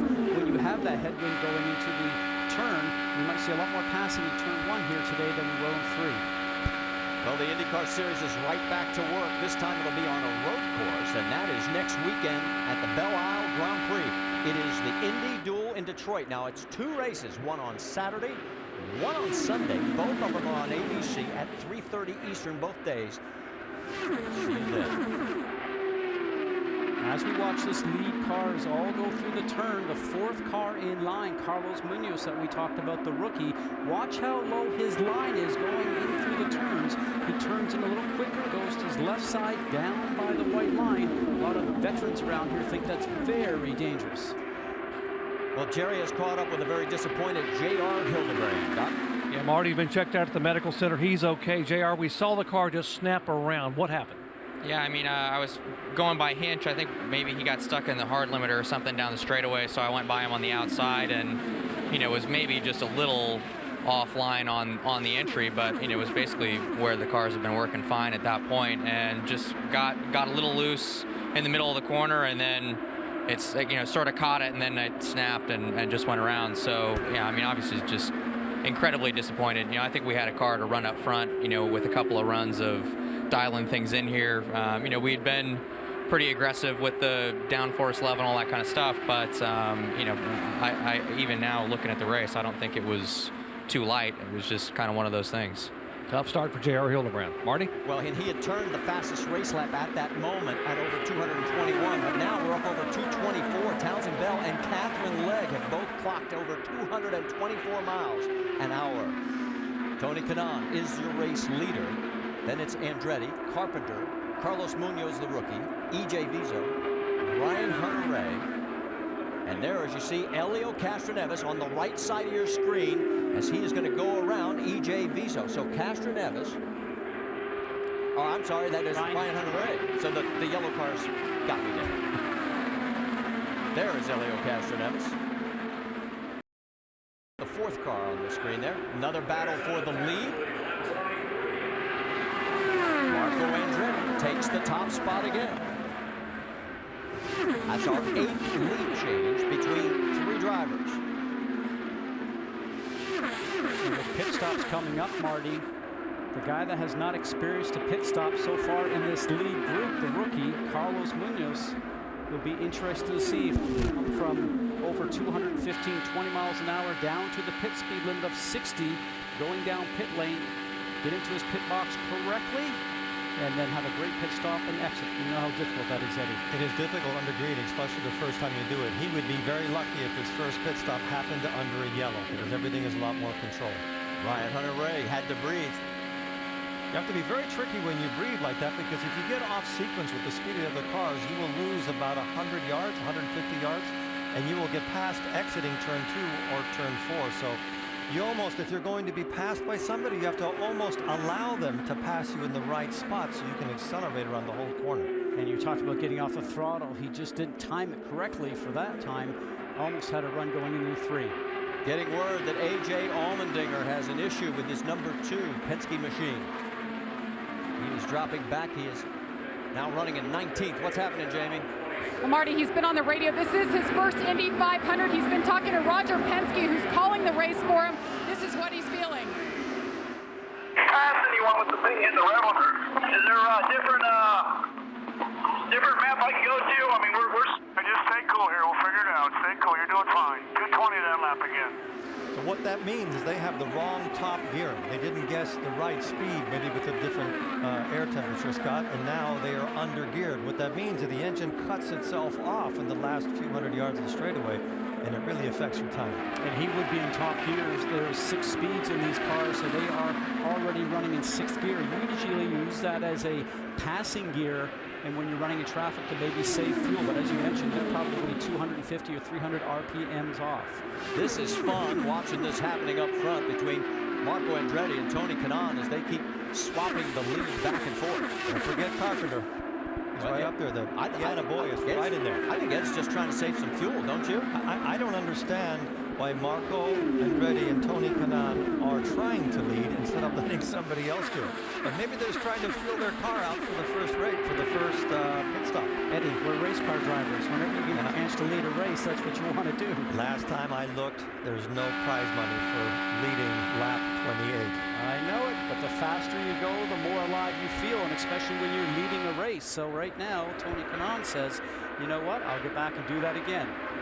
Here we are working lap number 29. Let's take a look at our GoDaddy lap leaders already. Ed Carpenter, Tony Kanaan, Marco Andretti, a total of 9 lead changes. And they're almost driving as if they're teammates. Why don't you go ahead a lap? No, I'll go ahead. No, it's your turn. Another guy that seems to be just lurking back there, just saving fuel. And here we go. Our first car is going to peel off. So the leader, Tony Kanaan, breaks off, and he'll be our first green flag pit stop here at Indy on lap 29. Vince? No issues for Tony Kanaan at all so far today. He's been very happy with the race car. They conserved fuel when they were talking about Kanaan running up ahead of the group in 5th gear, and he indicated, I'm going to conserve some fuel. It's going to be a 4-tire change, as they always are in the IndyCar series. Fill him up full of fuel, and a little delay on the right rear, but otherwise no changes for Kanaan. That was a very smooth first stop. That makes such a difference to the team when that happens. If you have a bad first stop, they tend to keep multiplying. More cars peeling off this time. There's Marco Andretti on the right side of your screen, followed by the Fuzzies. Galore on board as we send it to Jamie Little. Marco Andretti brought a brand new race car here, and he has loved it. Has barely said 2 words on the radio as he swapped leads so far early in this race. They're saying front wing change just to help that balance a little bit, but otherwise happy. They'll fill him up with Sunoco fuel as he pulls right into his pit box. Qualified 3rd for this race. And it's a good stop, a little bit slow there at the end. Meanwhile, your pole sitter, Ed Carpenter, was conserving fuel. It was a good stop for him. Down and away, Marco Andretti just edging the 20 of Ed Carpenter, Marty. So both those cars back out on track as we're working lap number 31 of 200. There's Carlos Munoz on the left side of your screen, and Ryan Hunter-Reay, the series champion, heading towards his pit box. So let's send it to Vince Welch. Ryan indicated they were having a little bit of an oil pressure issue early in the run, but that doesn't seem to have lingered, so that's good news for the one car. The defending series champion Hunter-Reay won at Barber earlier this season. No changes in the handling of the race car. Clean stop, fuel, and away in 10.2. And Ryan Hunter-Reay did lead a lap before coming in, as did Will Power. In fact, Power's still out there. That's the first time he's led a lap at Indy.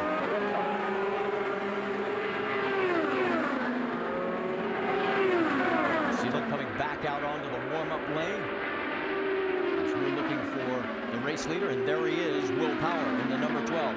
Now, he has gone 32 laps so far. So, Scott, Tony Kanaan came in after lap 29. Let's send it to Jamie. I'm sorry to interrupt, but Elio is in the pits. Yes, and the Penske's continue filing through. Elio Castroneves been pretty happy with his car. Front wing adjustment was the call. Sunoco fuel, they made sure they got it filled up. And the word of the target cars also making their stop. And here comes Will Power, so he will peel off and surrender the race lead. Let's send it again to Jamie Little. Will Power makes it all the way down pit road, that long drive, 60 miles per hour down to the number 1 pit box. Will Power not saying a whole lot as you see him tear off. That tear off, they're getting all kinds of debris early in this race. He pulls into his box. He's had problems here in past Indy 500s. Everybody counting down, taking their time, making sure they're efficient. 4 tires, they fill them up. And that's a clean stop. 8.7 seconds for Will Power. That's one of the better stops that we've seen on the clock. And that means that James Jakes, who has stayed out, remember, now he stopped during the first caution period when J.R. Hildebrand crashed. So it's been 29 laps that he has been on track right now. So he becomes our 6th different leader, and we're already up to 13 lead changes. And we've only just started. Jakes is the 2nd car in your screen. As he has taken a look around Buddy Lazier, and he makes the pass cleanly. Let's again go to Vince in the pits. Charlie Kimball is in. We told you earlier he has an electrical issue in the car. They diagnosed that. Now they're going to change the tires and add fuel, but it's been a tough race already for Charlie Kimball. The car seems to be hiccuping, almost backfiring, and that's been a problem for them from the get-go. 11.7 seconds, and we've got a caution on the track. And Sebastian Saavedra has bent the right front corner of his number 6. So our second caution comes out here as we are working lap number 36. And he is just crossing the yard of bricks. So he's got a long way to go to get around. He could pull off right down here at the pit out area. This is a very rare thing that you see a car with a bent suspension in Indy, because normally we have a problem in Indy, it's half the bodywork is missing. And as we go back, he's already up against the wall. Yeah, he got away lightly. Normally when you hit the wall, it's a lot worse than that. Jerry, you've got more? Saavedra just cued the radio and said someone should get a big penalty. Someone should get a big penalty. Very angry about someone getting in his way. And the result there, damaged race car, and now he has to climb out. So let's take another look at it, Scott.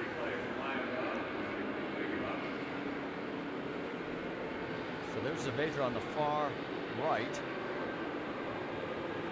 Ooh. Yeah, he got chopped. Oh boy, did he catch that for as little damage as he has, as Eddie said. Wow. Just trying to see which car that was right in front of him. We'll try and get more detail for it, but right now we're going to step aside just for a few moments after a word from our ABC stations. There's your top 5.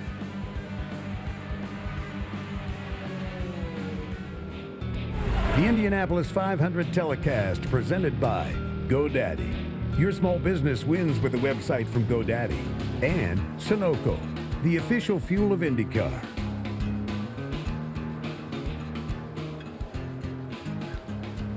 Back here at the Indianapolis Motor Speedway, our Helicam coverage for today's Indianapolis 500 brought to you by GoDaddy. We're under our second caution. We've had 6 different leaders and 13 lead changes. This caution was caused by what we'll call not so great driving, but we'll get more of that. Right now, a special guest is alongside with Jamie Little. Yes, the NASCAR Sprint Cup Series champion from 2012, here with Roger Penske, his first ever Indy 500, and you brought your dad and your crew chief. What do you think, seeing that start? Well, it's an early Father's Day gift. Father's Day is coming around the corner. You got to take care of your dad, and racing is with dads. But quite a race, Indy 500. Just glad to be here, and I got one of the best pits to be in, Roger Penske. He's won this race 15 times. Yeah, more than I can count on my fingers, and just trying to soak it all in. So it's an amazing experience, and hopefully make it back in time for the race tonight. But I'm going to have fun either way. You have the desire to be out here and do the double one day? It's hard to be here as a race car driver and not want to drive, Jamie. So yes.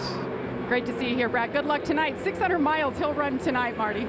And Jamie, while you were talking, James Jakes, Pippa Man, Di Silvestro, and Ray Hall all made their pit stops. So guess who's in the lead?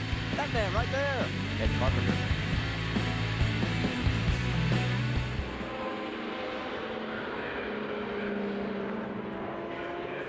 Still under our second caution here at the Indianapolis Motor Speedway. Race leader is Ed Carpenter, but we've got some video that all of us are scratching our heads about. It happened in turn 3. Was he tuning the radio here or what? Oh, we'll look at his head and see what he's thinking, but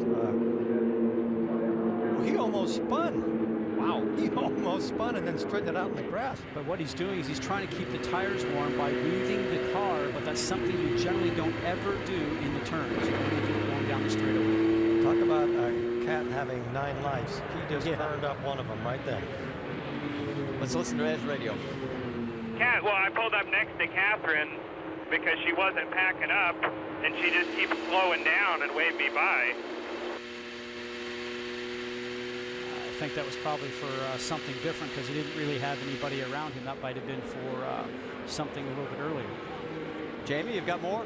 Well, you guys exactly are right. He said, I was just warming up my tires and didn't pay attention, went through the grass. So he has luck on his side so far. Actually, the last guy that did that in 1992 on a cold day, just like we're having here today, was the pole sitter. Remember that? I was right by him. Partly, were you? Yep. It was very interesting to watch that with Roberto Guerrero. Marco Andretti running second right now as we have 100 miles in the books so far. Let's listen in. Kind of dumb that nobody wants to leave. You know, this is supposed to be a race. Yeah, nah, but the way you're playing it, I think, you know, you and TK, and I think Ed will play it that way too. So it's the same way you've been playing, it'll be fine. That's exactly what we said earlier. Right now, it really isn't in your favor to lead. You want to get up and to see what your car can do, but you really want somebody else to do all the work, because then they'll burn all their fuel, Scott. Most importantly, though, make sure you're trimming your car, understanding what your car needs as this race goes, because as Rick Mears always did, it comes down to a shootout at the end. Communicate with your team and your crew, change the car and pit stop. And to back this up, the 5 fastest laps have been turned in by people all outside the top 10. So I don't want this to think, I don't want anybody to think that this makes it easier. It makes it more complicated because you have fuel strategy in the middle of it. And at a certain point, you are going to have to sprint.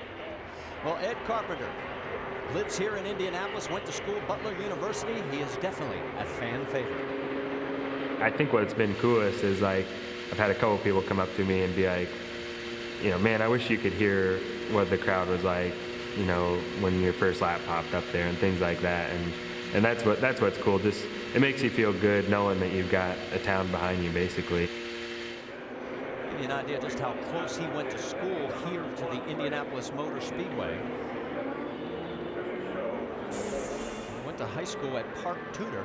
There is the Speedway. And on the northeast side, there. Oh, nice picture. 1999. Almost has the same haircut today. And then went to Butler University. And of course, now at the Indianapolis Motor Speedway and leading. Marty, if they applaud with La Formula 1 pole, that's nothing compared to what could happen this afternoon if he wins this race. Here you see 6 laps led in his first 9 500s. He's already got 15 in the books today. And Marty, it was interesting to note that he came up through the old-fashioned way, going through the dirt tracks and the clay tracks, running midget cars, something that a lot of the other guys have not done. This was just a little bit earlier. That's Catherine Legge as she wipes the wall. And Jerry, you've got more? Yeah, Marty, those 224-mile-an-hour laps you were mentioning, she developed an understeer, and that was the result. She banged the wall, came in, they had to replace a right rear toe link. That's supposed to be straight. This is the one that was on the car, and she bent on the wall. Spent 7 laps on pit road, so she has put herself back in 32nd position. Buddy Lazier, a former winner here, back in pit lane. He had taken the wave round, but he is back in. Sebastian Saavedra, Sebastian Bourdais also took the wave around, as did the 18 of Anna Beatrice and the 81 of Catherine Legge. All these accidents that we've seen are because people are just getting half a lane, Scott, out of where they need to be. So I think everybody's going to be rather careful until they start putting rubber down the high. And if I was driving, I would avoid that eye line as much as I can. Notice Helio Castroneves. He is running in 4th place. You're asking where is Scott Dixon?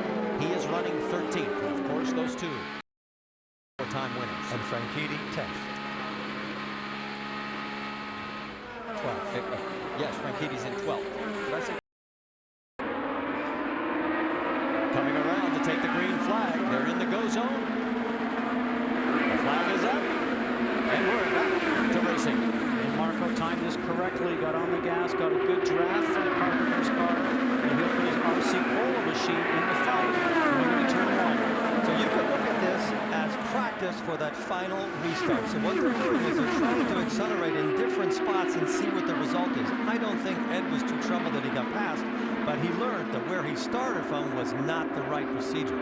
And so far, the trend we are seeing is most of the passes are happening down into turn number 1. One of the cars that is on the move right now is that man right there driving for A.J. Foyt, Takuma Sato. Rick, he has moved into the 9th position. Yes, and he likes the car. The team was talking to him just a little while ago, saying that he was saying there's a little bit of understeer. They were asking, well, on the next pit stop, you want to make an actual change? He said, no, it really works well in traffic. Maybe I'll just use the tools that I've got inside. Larry Foyt on the radio, talking to him, walking him through this, making it a patient move for Sato, and he's doing well. Moved up 10 places so far, Marty. All right, thank you, Rick. As you were talking, of course, you saw another lead change, number 16, Ed Carpenter back out in front. We should also update you, Simona Di Silvestro got a drive-through penalty for running over a hose on pit road. As we're talking about Takuma, he started to make that move coming out of 4, and you saw him start to go high when the 2 guys in front went low. He completed that pass. He is now running in 7th. And Hunter-Reay is starting to work his way towards the front. Sato was the fastest on that last lap. But the Chevys have control of this race right now. They are running in the top 6 positions. Here are the biggest movers so far. You can see it is Takuma Sato. Foyt up 10 spots. Kanaan, Mann, and Bell. It looks like the safest place to be on the track, Scott, is anywhere between 4th and 7th, doesn't it? They don't seem to be under that much pressure, and the speed is right. Whereas if you go back farther, there's a lot more 2 or 3 abreast. And in the front, they're very nice to each other. Why don't you lead a little bit? No, you lead a little bit.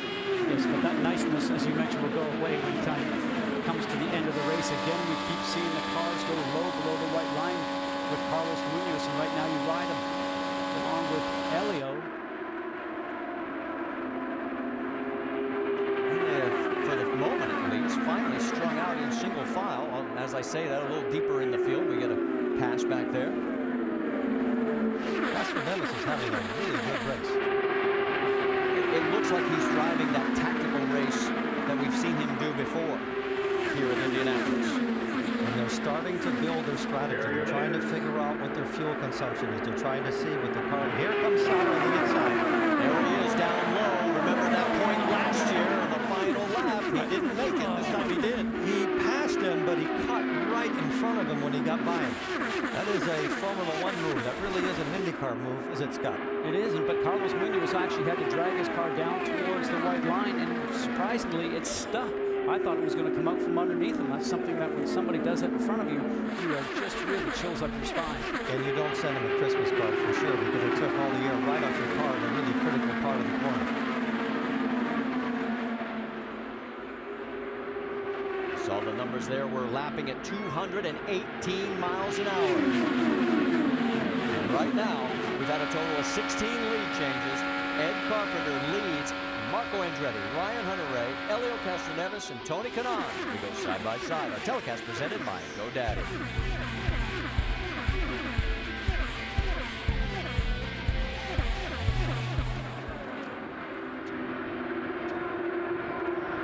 Well, on side by side, you notice that Marco Andretti retook the lead from Ed Carpenter, and Carlos Munoz moved back into 7th around Takuma Sato. Well, we've got a moment. The Western Conference Finals continue tomorrow night. Tony Parker and the Spurs look to be the first team to book their spot in the finals. Zach Randolph and the Grizzlies try to fight back from a 3-0 deficit. Coverage begins at 8 with the Kia NBA Countdown. Game 4, Western Conference Finals, Monday on ESPN. You can also watch live on Watch ESPN. I'm afraid to take my eyes off the action to read the promo because I might miss another pass. These guys have swapped the lead now 17 times. Andretti in front of Carpenter.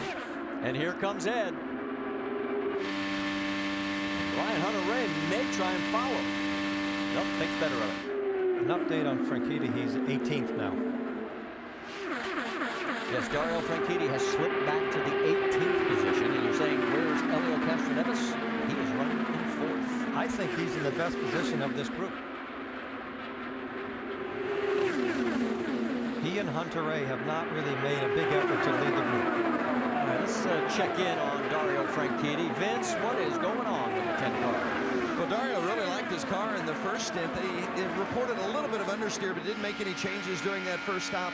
Now he says the understeer has become more evident and a little bit more of a problem, especially mid-corner. Doesn't feel like the tires have come in quite yet, though, so he's not concerned, or at least sure how much of a concern it's going to be as this stint rolls on. We're watching on board. What are you noticing? His foot is coming out of the throttle, turning into 3. And well, looks good in 4. Let's see what he's like turning into 1, Scott. Well, we've got a headwind coming into 1, so the car will probably be very responsive. As you know, Eddie, very comfortable.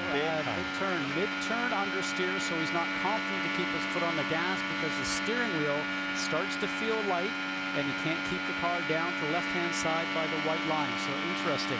So had he been closer to these cars ahead of him, he would have had even less downforce. So he is in semi-clean air. I don't think he can run if everybody else is right up their gearboxes. While this was going on a little bit earlier, Pippa Mann is in pit road right now. This is what happened to her. Last car in the frame as she gets up into the gray, and she hits the wall. Is that the 4th or 5th time we've seen that today? People just getting a little bit in the gray, and they just cannot pull it down. And it seems to be in turn number 4, and Jerry Punch has caught up with Pippa. Yeah, she stepped out of the car, Marty. We just saw the contact with the wall, Pippa. What happened? Well, I was behind Brian, right? Oh, trouble on the racetrack, Marty. Yes, we do. It is one of A.J. Foyt's cars, the number 14 of Takuma Sato. And he has stalled the car. And he wants to get going, so he Keep hasn't on hit about anything, keep Scott. waving, we'll get you started. Wants to get started quickly. Didn't hit anything. Lap. He wants to get going now. No. There is A.J. Foyt. First time he was ever at this track, 1958. When I think of American oval racing, I think of him. All right, let's go back and take another look. Well, the back end of the car was already starting to walk around with him on the exit of the turn. So as you know, Eddie, that's the oversteer. The back end's getting light. You cannot control it as a driver, even though you turn opposite walk. Now there again, he's quite a ways away from that white line, as you and I have discussed. But he almost caught it. It started on very early and it went straight, and then he hooked it down and he did what you're supposed to do. When you spin in an oval, they always tell you you have to bring the car down to the left. And don't forget, that's at over 200 miles an hour. And he's calm, cool, and collected, looking out the left-hand side to see where he's going. And then he releases his foot off the brake. And we're going to watch here from Will Power's car on the Verizon camera. Look ahead, just a little bit away from the white line, and great move by Will Power. Will Power's move was not to move. It was just to stay in the right place and try instead of trying to avoid it. Sato is back under power and tries to pull up to the back Stay of the out field. this lap. Stay out. Let's run around. Try to catch them. Go to fuel mix 3. Let's stay out. All the tires are up. Just be careful. Well, the rest of the field is coming in. All the leaders, led by Ed Carpenter and Marco Andretti. And here comes the parade, and Vince Welch, you're up first. Ryan Hunter-Reay still trying to get a handle on his race car. They've also been focusing on saving some fuel. Michael Andretti, who handles the strategy for Hunter-Reay, asked if he wanted for a wing. He said no. Jamie? Marco Andretti had given up the lead to save some fuel, but he says the car is good. No changes planned. 4 tires to fill him up with Sunoco fuel. Meanwhile, Ed Carpenter, they're just hanging back. The car has been great in traffic. 4 tires stopping. No changes once again for Ed Carpenter.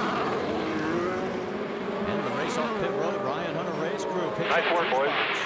Ed Carpenter's team drops 2. And you see the biggest movers, +3 for Will Power and James Hinchcliffe.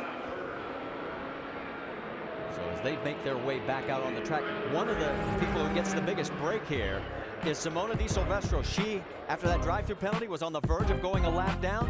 She hangs on to the lead lap. She's shown in 25th right now. Stay with us.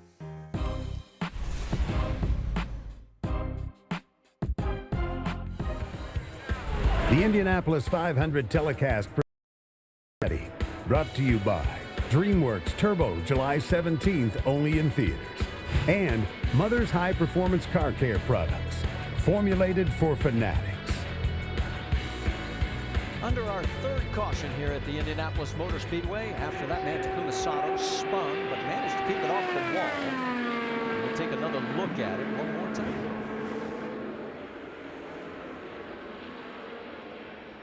This spin really reminds me of Danny Sullivan's spin, and when he kept going and won the Indy 500. He didn't do it coming out of 1, but did coming out of 2. Of course, his car owners we mentioned, the legendary A.J. Foyt, his first time here back in 1958. To give you an idea just how long that is, there was no Daytona 500, there was no Super Bowl, and Dwight Eisenhower was the president of only 48 states. That's a long time. Sure it wasn't Lincoln. Oh, AJ's going to hear that. He's going to be coming after you. All right, let's get ready here.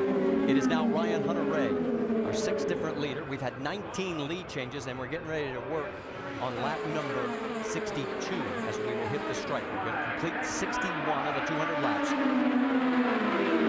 Hunter-Reay, right behind him is Andretti, Carpenter, Kanaan, and Will Power. He will not be leading, turning into 1. Marco looks to the inside.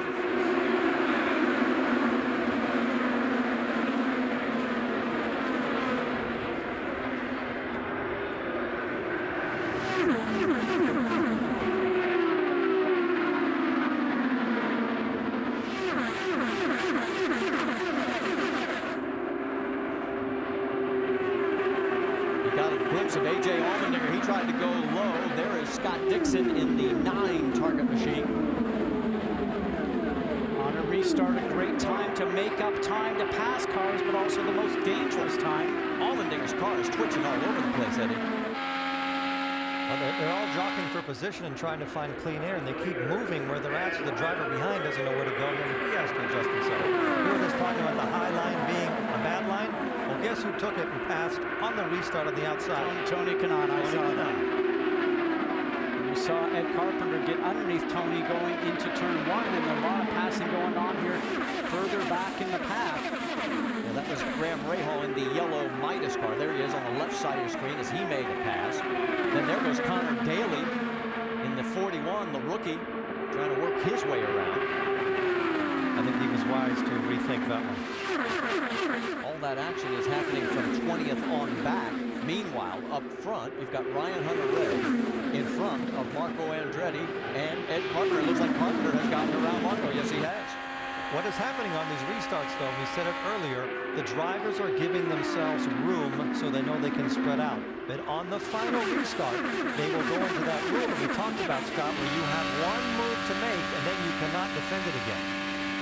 Carpenter making a run, heading down into 3. And it looks like he's going to make it stick. And now he's burning for fuel.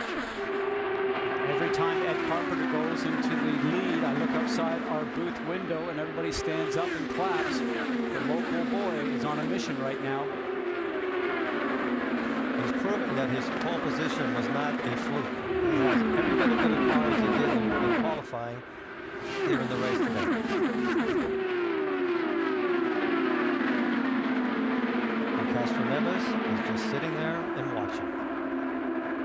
That green car on your screen, James Hinchcliffe won 2 races, and he's going to get passed right now by E.J. Viso and the inside teammates. They are very polite, Eddie. You like that word, polite, don't you? I don't think I ever used that once in 35 years of racing. Coming down the front straightaway, will we see another change in the lead? Ed Carpenter has it. Looks like he will hold on to it this lap. And there you see the number 3 of Helio Castroneves. He is running in 6th. Here's a look from his number 3 Team Penske car with live streaming of in-car cameras on the IndyCar 13 mobile app. That's only from Verizon. Stay on board with him. Check his telemetry. He's lifting also. Quick little blip. I would have thought at this point in the run, the tires are reasonably fresh. They would have been flat the whole way around. Well, all comes down to downforce, how much grip the car has by the wings, both front and rear, what the teams have decided to run with. And you can rest assured that as the race goes on, they'll take more downforce out of it in pit stops to get ready for the shootout at the end. We've still got quite a long way to go to the halfway point. Talk about these new cars, Eddie.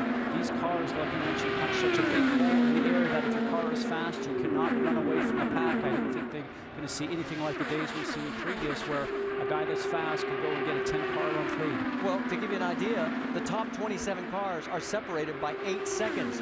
Go back 100 years ago, Jules Gou from France won this race by over 13 minutes. That shows you how good these cars are, how good the drivers are, and how tight the competition has been. Camera's trying to zero in on Townsend Bell and the number 60 Sunoco machine. It'll be that bright yellow car at the right there towards the back of the pack. He has moved into the top 10. He started 22nd, Rick DeBrule. And he is happy with his car. Just checked with the crew. They made a few minor adjustments with the car. I asked, what has Townsend been saying about the car? He said, not much. He likes the way this is driving. And when you move from 22nd into the top 10, it works. Vince? Well, and just ahead of Townsend Bell in that green car, the green GoDaddy is James Hinchcliffe.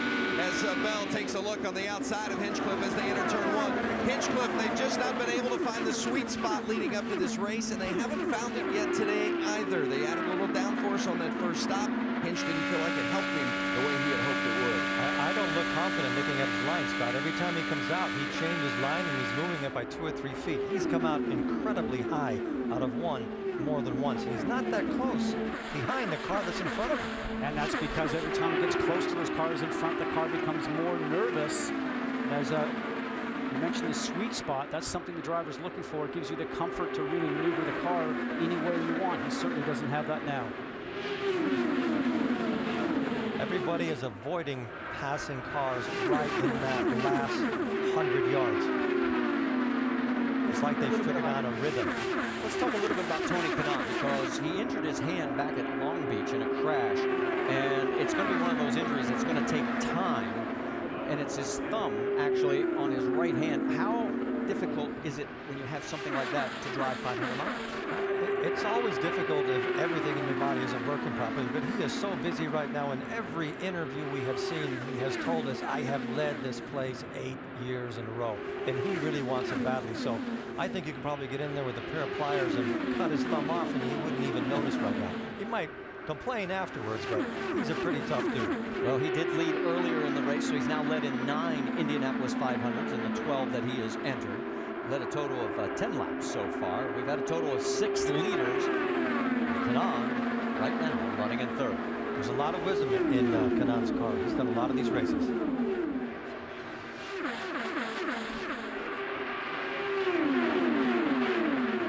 So Ed Carpenter continues to lead. Now he has led the most laps, 35. Remember we talked about it last year. It didn't help Marco Andretti, our telecast presented by Dario.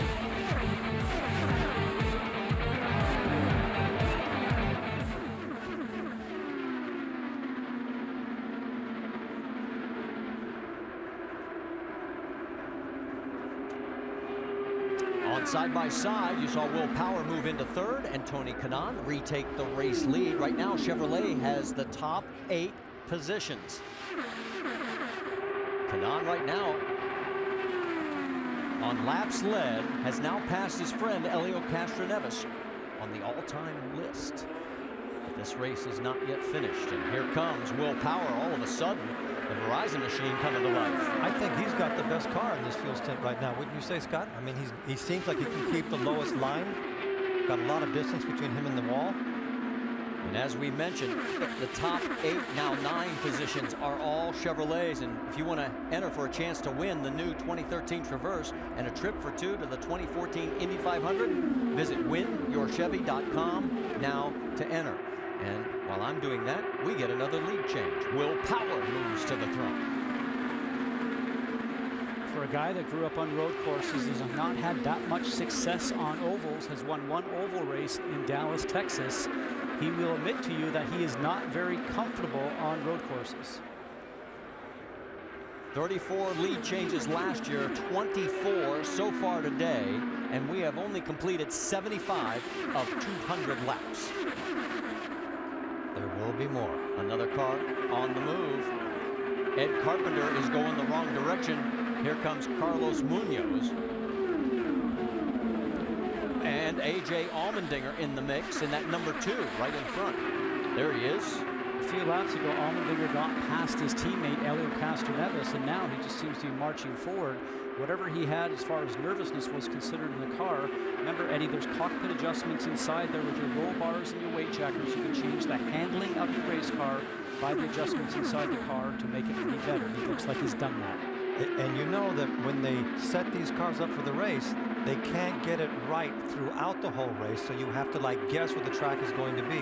And I would say the track is going towards the Penske cars right now because they're both going forward. All 3 of them are going forward. Well, Jamie, he just got around Ed Carpenter. Let's talk about A.J.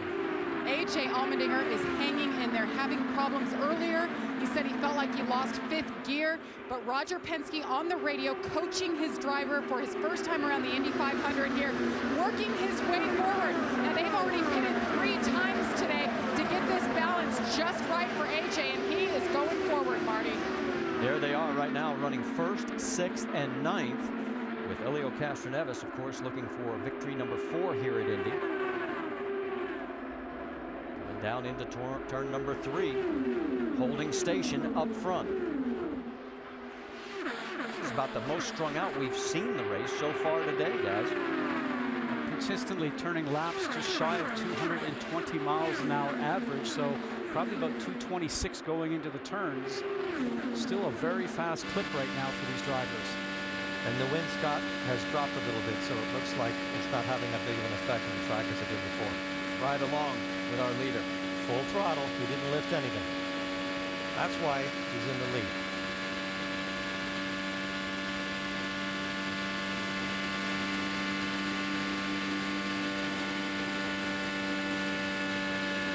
Again, full throttle. Well, by our calculation, we're about 10 laps away from pit stops, so we'll step aside right now and come back as we get ready and work on lap 80.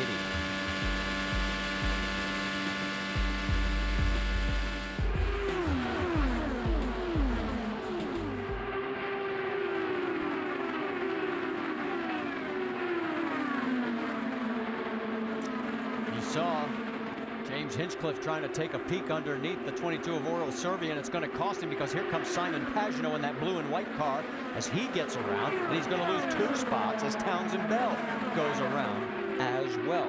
And that is all back in 11th, 12th, 13th, and 14th positions. Up front, it is Will Power looking for his best run ever here at the Indianapolis 500.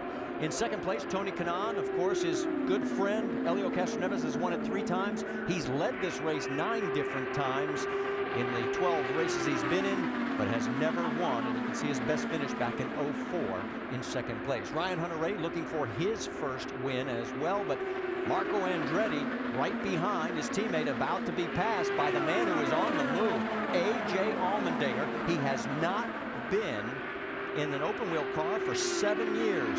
So as he gets around Andretti, let's get an update on Marco's situation. This is the deepest we have seen him, Jamie Little.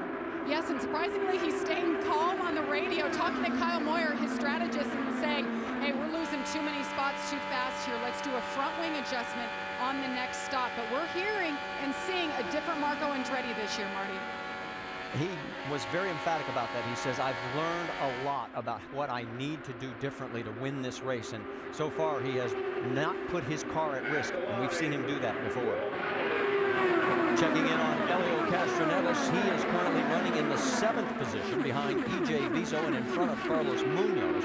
Of course, one of 2 looking for that elusive 4th victory. I don't think he's in difficulty. I think he might not be as well balanced the car as he was in the previous runs, but he's just sitting in there and doing laps. And Munoz putting some pressure on him. Vince, what are you hearing about that 26? They've been very happy with the race car and particularly pleased with the way this young racer has handled the job today. They have not made any changes to the car the first couple of stops, but they are going to give him a little front wing the next time they come through in about 5 or 6 laps from now. And right behind those 2, as you see Munoz go low, he sticks it through and holds on to it. And he goes low again when he comes back. So he takes the position. And there you see Alex Tagliani in the blue car, and then right behind him in 10th position is Ed Carpenter. Jamie? And Ed Carpenter, you mentioned falling back in 10th right now. He just told his team on the radio what he thinks is happening.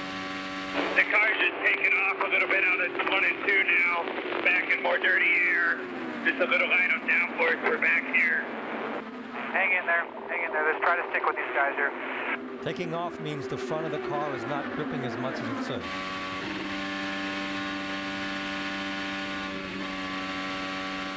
And he really came out of the throttle that time. There you saw Tagliani. He is the front-running Honda machine in 10th, and we drop back to Dario Franchitti, and he has actually lost a spot since the restart. He restarted 16th. He dropped back to 17th right now, so the race not unfolding as he would want. Not at this point, but he still has enough time to make some modifications. We've been hearing a lot of radio chatter of making front wing adjustments. What that means, I believe at this point, is the cars when they're in traffic are understeering. The front is not working as much as they'd wanted to. Vince, you've got more? Well, they did make a front wing adjustment on Franchini's car, that second pit stop, because he was experiencing that understeer mid-corner. And Dario radioed in just a couple of laps ago and said now he just doesn't have the overall grip that he needs. So more changes coming for the 10. And changes coming up for everybody, because we are now in the window, because there is Tristan Foyt as he has made his stop under green. We saw some front wing adjustments going on by the crew members at the end of that stop. And it looks like our leader, Will Power, will peel off as he brings it down pit road. He last stop on lap 58, so a 30-lap run. Those were some of the best laps I've seen Will Power do it here at Indy. Would you agree with that, Scott? Absolutely. Jamie Little? And that last pit stop was the best he's had. It made the car the best. They actually made a front wing adjustment on the last stop, and that gained him 3 positions on pit road. So the team getting the job done so far today for Will Power, who got out in front. The car feels pretty good. They made the balance better. 4 tires, they'll fill it up with Sunoco fuel. Let's see if they decide to go to the front wing. Nope. Car is good. They hold it, make sure they're waiting on fuel. Tires are faster here in IndyCar. 10 seconds flat. That is one happy Australian. Did not touch the car. All he did was put more fuel in it. Let's send it to Vince Welch. Tony Kanaan making his way in, and also Hunter-Reay right behind him. Kanaan has loved his race car all day long. Not a single change has been made, and they are not going to make any changes on this stop either. The balance has been excellent. Jimmy Vasser handling the strategy. Eric Howden is engineer. They have been spot on today, and Kanaan a factor once again. 8.8 seconds, that's quick. 8.7 for Hunter-Reay. See, the 11 gets out just in front of Ryan. As these green flag pit stops continue, Connor Daly, and there's a report that there were some flames there momentarily. So a tough break for the rookie. He is 1 lap down right now, and everything is back to normal, and they'll send him back out. E.J. Viso, he led for another lap. He's in. Jamie? And he has had a bullet the month of May so far. All of his teammates envious of the power that he has. They're making half a turn of front wing to help him balance in this race car. But he too been pretty happy, just like the other Autosport drivers. Scott Dixon also in and back out for service. Here is Carlos Munoz on the right side. Helio Castroneves right behind. So what we're seeing is all the drivers that were in the back of the pack are the last ones that are fueling, Scott. Yeah, because they're getting better fuel mileage, not having pushing that air. Let's send it to Jamie Little again. And Helio Castroneves making his way down. He's been very calm. The car has been consistent. 4 tires here. They'll fill it up with fuel. They're going to take their time and make sure they pack it full.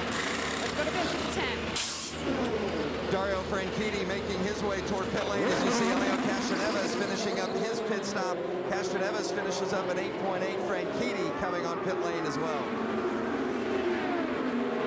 A number of cars taking advantage here on this lap as they had to come in under the green. We're working lap number 93. There is Simona Di Silvestro as she goes back out. We've had a total of 8 different leaders now. 27 lead changes, and the man back up front is Tony Kanaan. Hunter-Reay is in second. E.J. Viso is shown in third. You know, it's interesting, Marty, because Tony Kanaan, we know how good he is around the Indianapolis Motor Speedway, how close he's come to winning this event, but was not one of the fast guys in practice and in qualifying. Qualified 12th, didn't lead the leader chart at any given day, didn't really count the leader, but right now he seems to be comfortable being able to run up front. Marco Andretti making a pass, picking off another position. Moving around Helio Castroneves into 5th. So the cycle of pit stops is complete. Tony Kanaan is your leader. We'll be back after a word from our ABC stations.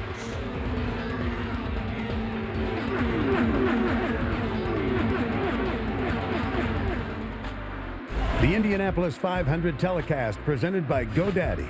Brought to you by Verizon. official wireless partner of the Izod IndyCar Series.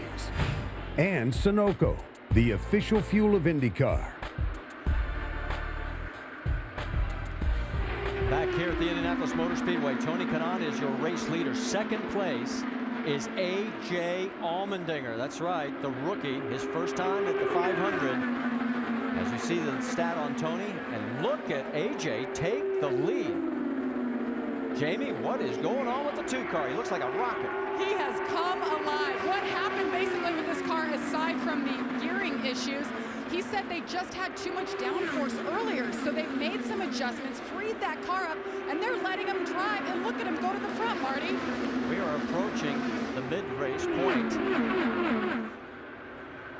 Let's show you what happened during break when he went from 4th to 2nd. It's a good run coming off of 4. A slipstream pass to Viso outside Hunter-Reay. We've seen a lot of passes down on 1 today, Eddie, but pretty impressive when you get 2 guys at the same time. So that means he timed it correctly coming out of 4.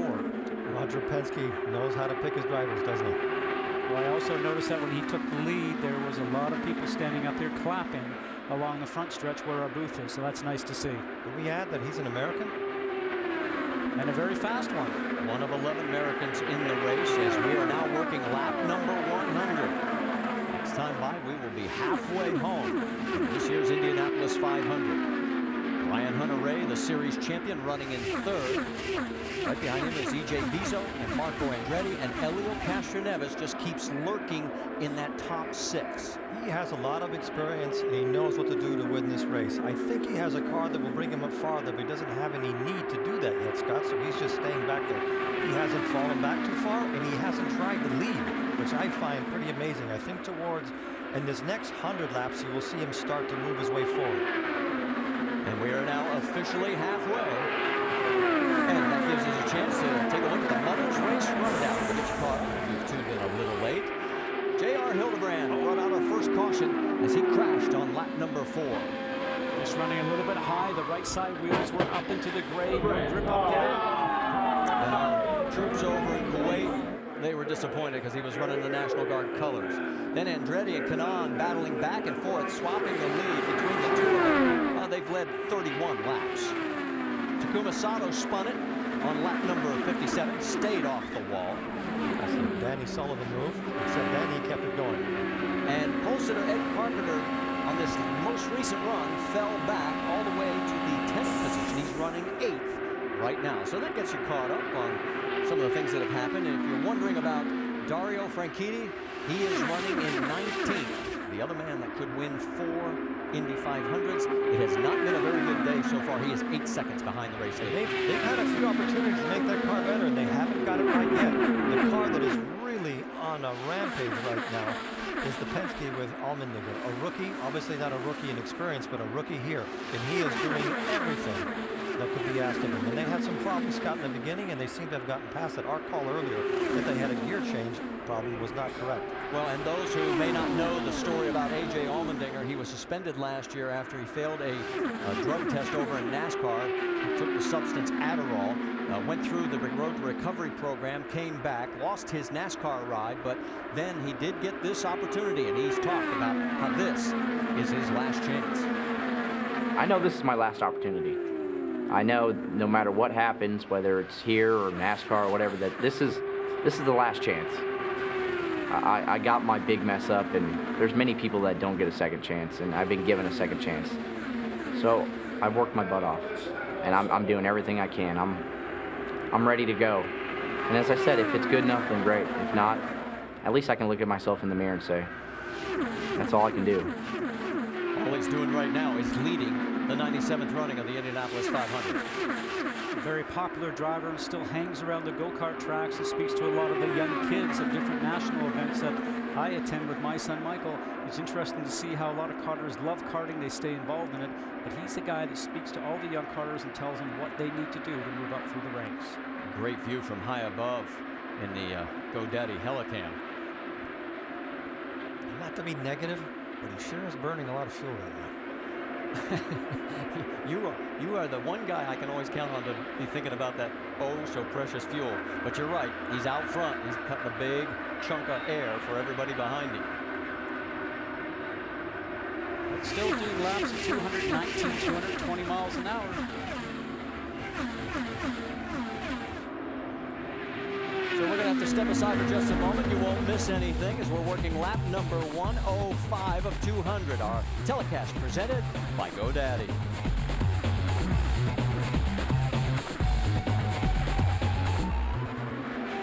Back here at the Indianapolis 500, you are looking at Indy rookie A.J. Allmendinger. He is leading the race right now, and he is our 9th different leader. We've had 29 lead changes. Now, of course, the last 7 years he's been running in NASCAR, and that brings us to Regan Smith as he looks to maintain his points lead over Sam Hornish Jr.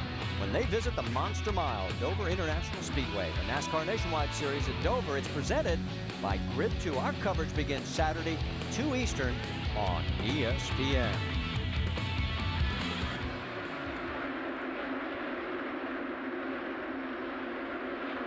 A.J. Allmendinger followed by Tony Kanaan, Ryan Hunter-Reay, Marco Andretti, and Elio Castroneves has moved into 5th place. Jamie Little, let's go to speed. Well, one of the great stories today, Marty, is that we have 2 drivers going for a 4th win here at the Indianapolis 500. Elio Castroneves telling me that having Dario in that company makes him hungrier. He wants to be the first to get that 4th win. That would make him the youngest ever to do it at 38 years old. Vince? The 98 of Alex Tagliani having a very solid day, currently running 7th. Remember, this team run by Brian Hurd and Steve Dewey won the Indianapolis 500 2 years ago with Dan Weldon at the wheel. Tags has been rock solid throughout the course of this day. Really likes his car. Now on the inside of Tagliani, you just saw Oriol Servia make the pass.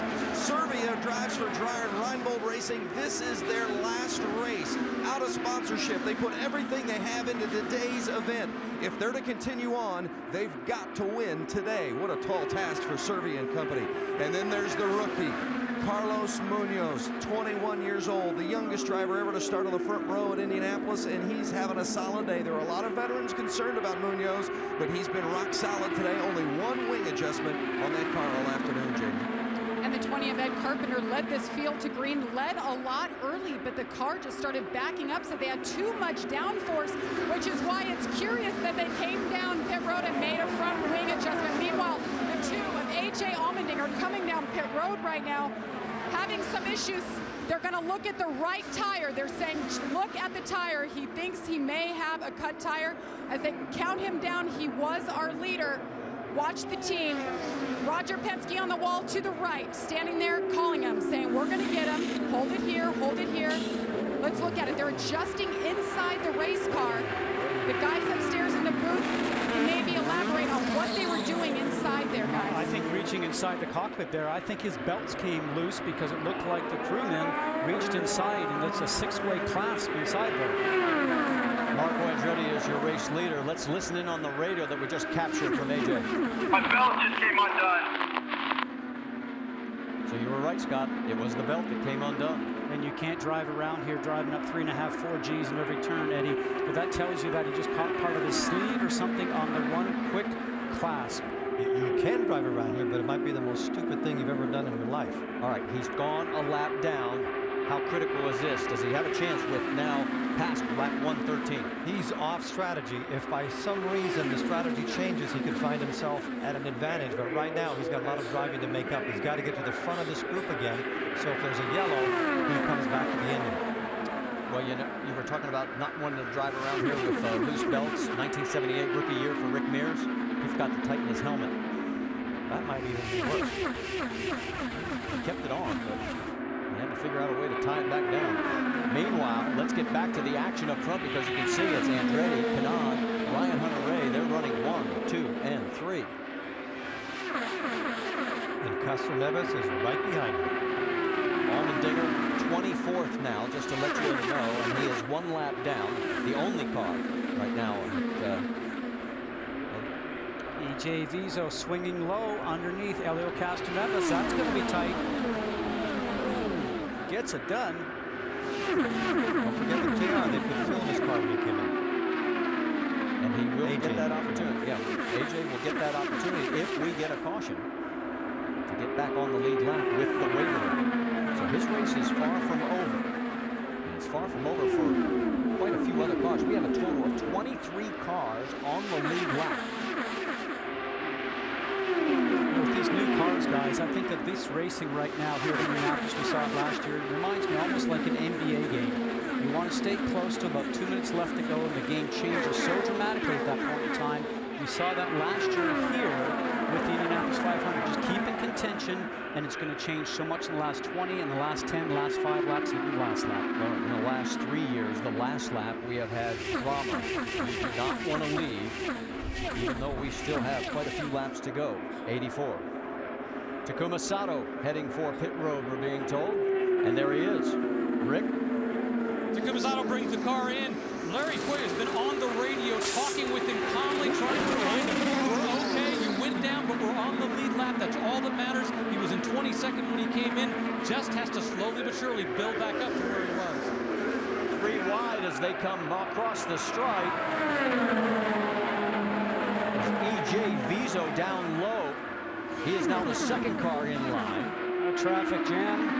Whew. That might be the world's fastest traffic jam. If you're wondering the fastest race lap, A.J. Allmendinger back on lap 94, 225.9. And Ed Carpenter is starting to fight his way back through again. He is now 6th. It's always very frustrating when you lead a race and you find yourself falling back. You have to completely change your mental attitude to turn it around and start weeding your way up again. Well, and one of the things I found interesting about Ed, he says, I never try and script the race. I know it's a matter of always reacting. He just passed another car on the outside. So Carpenter right now trying to track down Carlos Munoz, put him in the 6th position.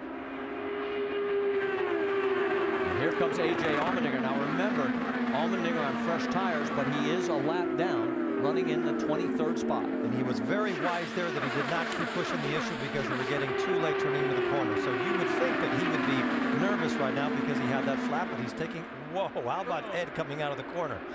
Well, how would you like to be Michael Andretti right now? You've got E.J. Viso, Marco Andretti, Ryan Hunter-Reay, Carlos Munoz all together. Missing is James Hinchcliffe. You own all those cars, and if something happens to one, you go like a bowling alley, you take a few of them out. But a lot of experience there, with the exception of Carlos Munoz. And you can see where they're running, and we should give Michael Andretti some credit here. Remember a couple of years ago when he bought out his partners, he moved from Nazareth, Pennsylvania over to Indianapolis, is in the shop every day, has been, and it has been a slow progression, and here they are with 5 cars in the top 15.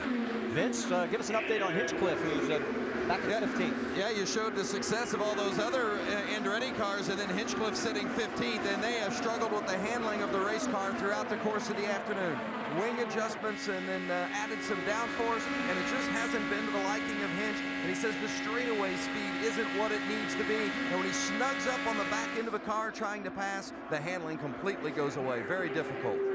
Another lead swap at the front. You've got Marco Andretti going around Tony Kanaan. And Marco is going to come into pit road, so it won't officially count at the stripe because he'll surrender it before he gets the official click. And let's go to Vince. Looking at the car of Tony Kanaan in that 11 machine, they have not touched it. Not a single adjustment has been made to the 11 all day. He's led laps. He's been at the front 9 times in his 12 years at Indianapolis, and he seems, although we're a long way away, like he's got a car that could contend again. Fuel and Firestone tires for the 11 of Tony Kanaan. It's been spot on the track and another clean spot. Jamie. Another contender, the 25 Marco Andretti. No changes again. 4 tires. Good stop again for the 25 team. And we're seeing about 31 laps on this cycle for everybody that has currently come into pit lane. There is Ryan Hunter-Reay. We've now had a total of 9 leaders. And let's check in with Vince. He was the Rookie of the Year in 2008, and he felt like he was poised to win this race this year after winning the championship a year ago. Car's not been perfect. Experienced a little bit of a vibration on that last one. They had trouble getting the fuel hose in on that particular stop. Let's see if it takes them a tick longer. They are indeed. Let's go to Jamie. E.J. Viso doing a great job today. No changes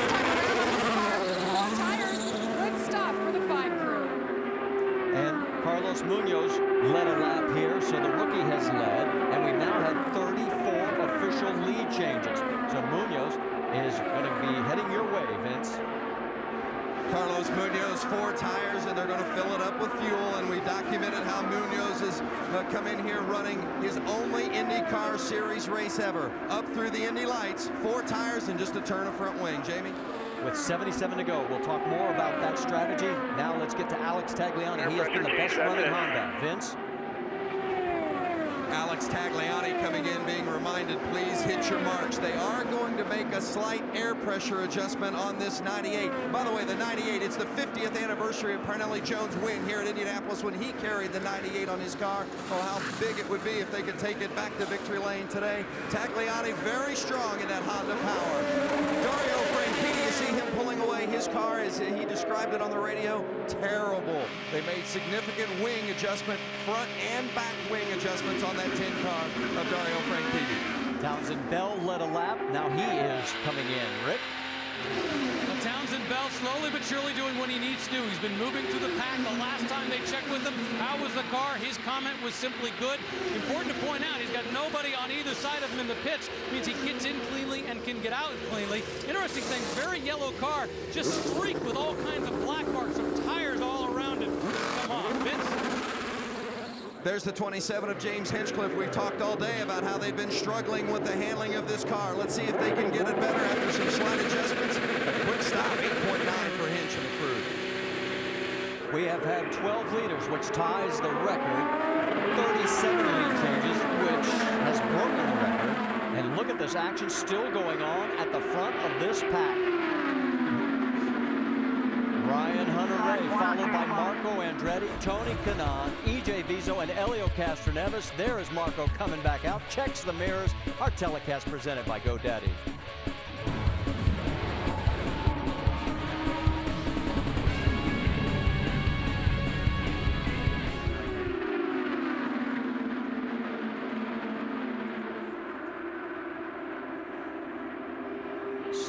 Laps to go here at the Indianapolis 500. You're looking at the race leader, Marco Andretti. We have had 38 official lead changes at the stripe, a new all-time record, breaking last year's mark. And if we have one more leader, that'll break the record set in 1993. It's currently at 12, and that's exactly a third of this field has led this race today. Tonight on ESPN, it's a National League East battle on Sunday Night Baseball. Justin Upton leads the Braves against David Wright and the Mets. It's Atlanta versus New York. It's tonight at 8. It's on ESPN. It's also live on Watch ESPN. So all the drama that we thought would occur has occurred. There has been constant passing up front, as you saw from the GoDaddy Helicam. Here comes Ryan Hunter-Reay around his teammate to take the lead. And in third place, E.J. Viso with Tony Kanaan. Come down the front straightaway. Will we see another pass going into turn number 1? Looks like Marco's going to be content to just sit in second. Now, their teammate, James Hinchcliffe, he had a moment a couple of laps ago. He's running back in 18th, and he's lucky to be running at all. Oh, he's way too high here. As you see up in the gray, and he's been driving that car very hard, pushing into the turn, past the limit of the car, almost hits the wall, comes over to the left, almost takes out his fellow Canadian, Alex Tagliani. You can see how high he is. He doesn't want to get off the gas because he knows he'll cost himself spots, but watch it, the steering wheel comes out from his hands. Woof. And while we're doing that, E.J. Viso says, hey, fellas, I want to lead. He goes around Ryan Hunter-Reay. He's been hanging out there all day. It's his turn, I guess, to go out in front. All right, we showed you what happened to James Hinchcliffe. We told you he's running 18th. Vince, is his heart beating normal again? Boy, I tell you what, they say this race can be the most fun if you've got a good car, and it can be the worst if you've got a bad car, and I think it's one of those worst type of experiences for Hinchcliffe today. He's not been happy from the get-go. They've made constant wing adjustments, still can't get it there, and you saw what a handful he has. You gotta take your hands off the wheel. That really is a handful. I've never seen anybody do that coming out of 2 and still keep it running straight. Take your hands off at the car, figure it out like riding a horse and letting it ride for a little bit, then jumping back on again. Well, the horse that Marco is riding just moved into second place around Ryan Hunter-Reay, and he closes in on E.J. Viso. But it is Andretti Autosport running 1, 2, 3. Jamie Little. Well, Marco Andretti has been calm on the radio all day until now. The team telling him don't fall back farther than third place, but they're having him watch fuel, and it's making him frustrated, especially because his teammate E.J. Viso is out in the lead. Too early to worry about that, isn't it, Eddie? It's too early to worry about it, but they are thinking, they're starting to count down. They're starting to think, what happens if there's a yellow? Well, and here's something we've been keeping track of this year, where the lead changes have taken place. Turn 1, 13 into turn 3, stretch 6, the back stretch 1. So it looks like, if we're looking ahead to that last dash, it looks like turn 1's your best shot. And I think that's a little function of the wind, because you have a headwind going into turn 1, so that means the car that's out in front is pushing more air than it generally would, allowing the car from behind, which is Marco Andretti right now, to get a good run from the car in front, pushing the wind and slingshotting out. And let's remember, turn 1 is the first corner you get to on the restart on that final rush to the end. Look at the right side of your screen, the fourth car. That is A.J. Allmendinger. Now remember, he has stayed out. He's about 9 laps off sequence here, Jamie Little. Yes, he is. He came in at lap 112 because of his seatbelt coming loose, so they were able to fill it up and put tires on. So this last sequence, everybody else pitted, a change for the lead once again.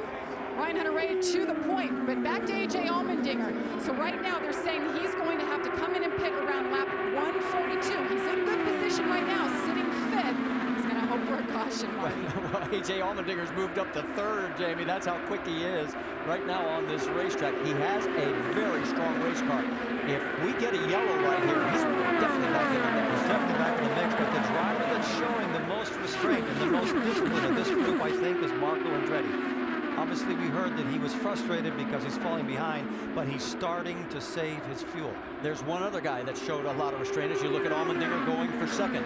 That is the man back in sixth, Helio Castroneves. He's the only one in the top 8 drivers that has not led a single lap today. So Helio just playing the patient game. He is cruising in sixth.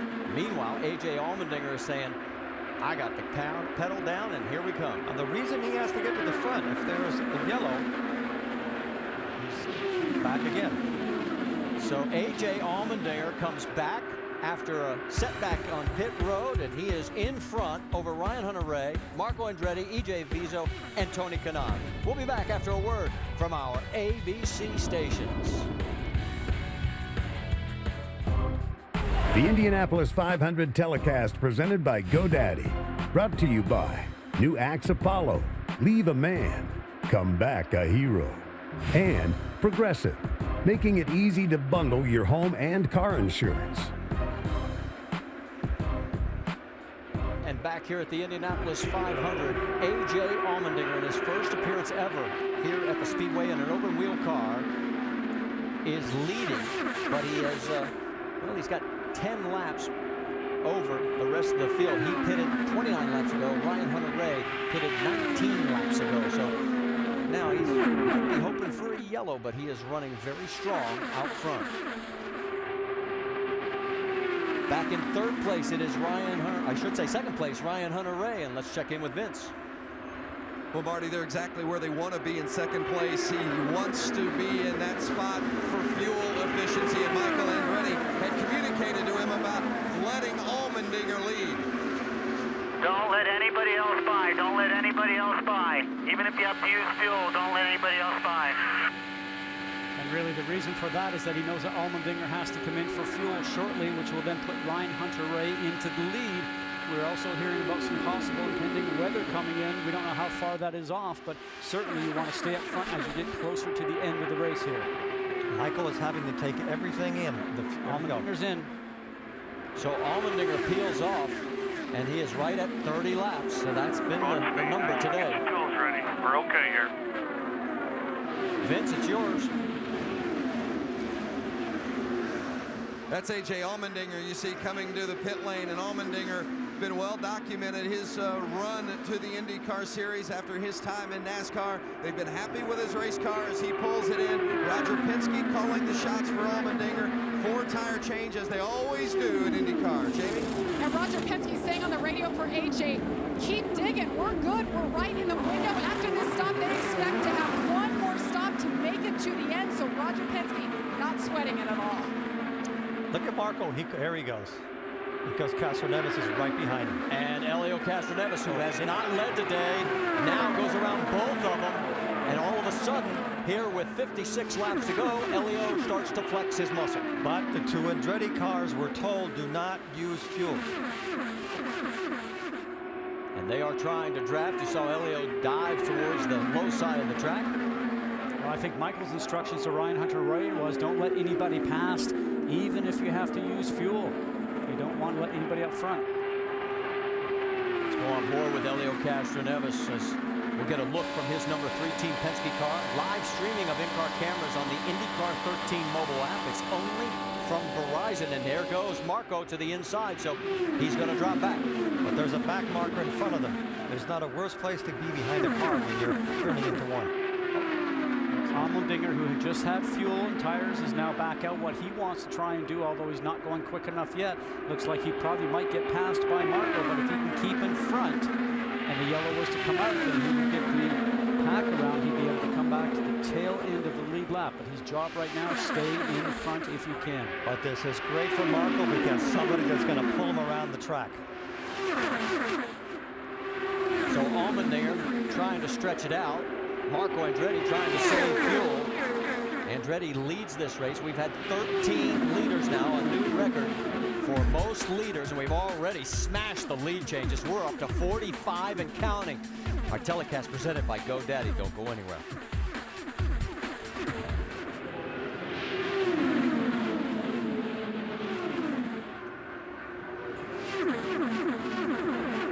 A record-setting day again here at the Indianapolis Motor Speedway. We said we were going to write some history. Look at this. 13 leaders, a new record, and 45 lead changes, and we still have 50 laps to go. Marco Andretti up front. Jamie Little has more. And the team looking at their fuel calculations just moments ago, they told Marco, we're going to turn you free. Go for it, dig as deep as you can for the next few laps. He went right to the lead, and here he comes down pit road. And that's exactly 30 laps since his last pit stop. So 30 seems to be the magic number for the Chevys. Jamie? Marco gets the countdown. This is what they're planning will be the last stop of the day. They want to make it count. His team has been getting the job done today. Now they're telling him, come into your box clean. No mistakes. This race can be won and lost on pit road, and today they've been flawless. 4 tires. They'll count them down, fill them up with Sunoco fuel, pack it to the end because they're going to be right on the mark. A clean stop once again for Marco Andretti. I like the way this is playing out right now because if we are at 152, if you add 30 to that, we're at 182. That means the last 20 laps is going to be a flat-out power race without having to worry about fuel. Ryan Hunter-Reay is peeled off and heading your way, Vince. They've made some adjustments on this car throughout the course of the day, but right now he likes it. He says it's really comfortable. They reminded him to warm up the brakes before he came in, hit his marks perfectly. The fuel probe is in, tires being changed. A big stop for Ryan Hunter-Reay trying to stay up front here at the Indianapolis 500. They are down and away just over 10 seconds. Sebastian Bourdais, Oriol Servia, several other cars, as you can see from that long view, have made their pit stops as well. The list includes Ryan Briscoe, Graham Rahal, and Simona Di Silvestro. And I see Ed Carpenter on pit road. There's EJ Viso as well as they make their way. And Tony Kanaan. Vince? For Tony Kanaan, it's been a perfect kind of day. Just the kind of car you want here at Indianapolis over the course of 500 miles. No changes on that car is all for Kanaan at all. And now you see Ed Carpenter in the box. Back to Kanaan again. No changes. A little trouble getting the pros out. Let's go to Jamie. And Ed Carpenter started the day on the pole. They've been adjusting on this car, trying to get the balance better. This time around, 4 tires. All these teams stopping one more time. Carlos Munoz has stayed out. It's been 30 laps since his, about now 31 and counting. So the rookie and EJ Viso has stalled on pit road. this is costly this late in the race. We'll take him out of that lead group for certain, as we saw Helio Castroneves come into the pits. Jamie Little. And meanwhile, Helio Castroneves, he has been silent on the radio. That tells you how good this car is. He hasn't even started getting racing yet. Another clean stop here. 4 tires. They'll fill it up. Little slow on that right rear. You saw it cost him some time. Meanwhile, the 12 of Will Power is in. They were actually the ones slow. That's his teammate. Cost him a little bit of time. Meanwhile, Munoz is in. So Carlos Munoz goes 32 laps. Vince? Carlos Munoz had never done live pit stops before today's Indy 500. How difficult must that be? Slides it into the box, hits the marks perfectly. He's been spot on every time he's come to pit lane today. No trouble so far getting the tires on. A little bit slow on the right front, but it's clean stop. 10.1 for Munoz. And there's the new leader, Scott Dixon. 14 different leaders, 48 lead changes. Scott Dixon now up front, and this is lap number 33 as he finally comes in. So he gets 3 extra laps. Whoa, and he's got to slow it down to 60. Vince? They have made major changes to these race cars, both his and his teammate Dario Franchitti today. On their last pit stop, it was front wing and rear wing adjustments. Neither have been happy with the balance of their cars or the straightaway speed. So Dixon comes in, Franchitti is just behind Dixon. You see the two of them pitting side by side, dealing with significant struggles. Front wing adjustment for the 9 car of Dixon. He is away. A slower stop for Franchitti, and he comes through the box. It has not been a good day for Dario Franchitti. Our leader right now is James Hinchcliffe. He peels off, and he'll stop 32 laps. Vince, he's coming your way. Boy, James Hinchcliffe, what a day he's had. You know, you guys talked about it earlier when he had to take his hands off the wheel. His car was so crazy. They've been dealing with it all afternoon, making significant changes. George Klotz handling the strategy between the engineering team on this 27 car and the driver himself. It has been a handful. Constantly trying to make those wing changes. Another wing change there you see in the front. And the fuel is in. Hinchcliffe is getting away. A nice, clean, and fast stop for Hinch. And guess what? We've got another battle for the lead up front. It is Marco Andretti and Ryan Hunter-Reay. Andretti has the spot. So great work by all the pit crews. We have seen very, very few mistakes and nothing on the major side like we have in the past. The drama still continues to unfold. Back here at the Indianapolis 500, Ryan Hunter-Reay has led 15 laps. We've had 50 lead changes. Here's our GoDaddy lap leaders, and I can't name all those names. Over a third of the field has led this race. Look at this. This has been an incredible day at Indianapolis. Let's listen in on Ryan Hunter-Reay's radio. Now we're going flat out the rest of the way. Drive as hard as you can. 100 miles to go, and Ryan Hunter-Reay gets the green light from Michael Andretti. And maybe we can show you the reason why. Look off on the west. That is about 45 minutes away, if it's timing out the way they're saying. So the whole race has changed right now, Scott. There no longer is a question of trying to save fuel. Everybody's flat out. So I don't really think it's good to be 5th, 6th, and 7th. This leading group is made of 7 cars. You have to be in the first 3. Connor Daly, who is lap traffic, he is trying to get out of everybody's way. He got high there for a moment. Now he holds position. That's that 41 car on the left side of your screen, and he gives way. Very difficult to drive a race car looking in the mirrors when you got faster cars coming up behind you. But talking about most of the guys having to pit between laps 179 and 182. But the information that I have right now when I'm calculating this, the guy that has to pit at lap 170, 172, A.J. Allmendinger. Running in the 8th position, Simon Pagano. How about it, Rick DeBrule? Yeah, just talking with the team, they were saying they think everybody's got to make one more stop, and if that's the case, then they're right where they want to be. Simon Pagano has been quietly confident about this car all week. He called it awesome. He likes the way it runs in traffic. He's slowly moved up to where he wants to be in the top 10. Well, he is one of 3 French drivers in this race. And a 100 years ago, a Frenchman won this race. A.J. Allmendinger has pulled into second around Marco Andretti. But now remember, Allmendinger is going to have to stop at roughly 9 to 10 laps sooner than everybody else. That's true, but the first 3 drivers leading the Indianapolis 500 after 165 laps are Americans. Carlos Munoz, the rookie who has just dazzled everybody all month long. There he is. He runs in 4th. Did you think he would do this well? I didn't, but I thought that if he got through the first pit stop, he'd be okay. Here we go for another lead change. A.J. Allmendinger says, I want it, and he's taking it, and here comes Marco right behind. And Marco just follows by. You've got to be really careful when you get past at the end of a straightaway like that, because you have to come off the throttle, and it is go time right now. You saw Kanaan getting around Munoz, so put TK into 4th. Here comes Elio Castroneves. One of the two going for his 4th victory here at the 500. Castroneves, move him to 5th. You can bet that he knows that it's getting close to the end. Everybody in the race right now can feel that checkered flag is getting closer and closer, and they have to start to tighten up their game. Okay, here is the freight train that Dario Franchitti has not been able to join. We're going to hold and show you where he is. He is in 17th, and that has been about where he has been the last 2 to 3 pit stops. He has not been able to move forward. He hasn't really dropped back. It doesn't look like it's going to be Dario's day. I don't think it will be either. They haven't had the speed. They haven't been able to get the car right the way they wanted to. He would have to do a lot of passing to get to the front where Allmendinger is right now. Now another guy that's trying to move back up and having a little bit of success is Takuma Sato. He has gotten into the top 10. Remember, he had a spin earlier in this race. It takes a long time to recover from a spin like that. So I wouldn't say that's why he's been back there, but he's slowly chipping his way back. And guess what? Marco Andretti wants the lead and goes around and takes it. So now we're up to 51 lead changes.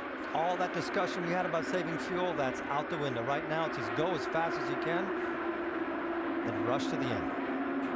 Our GoDaddy Helicam, great view as you see Ryan Hunter-Reay looking to the inside of A.J. Allmendinger, takes the spot.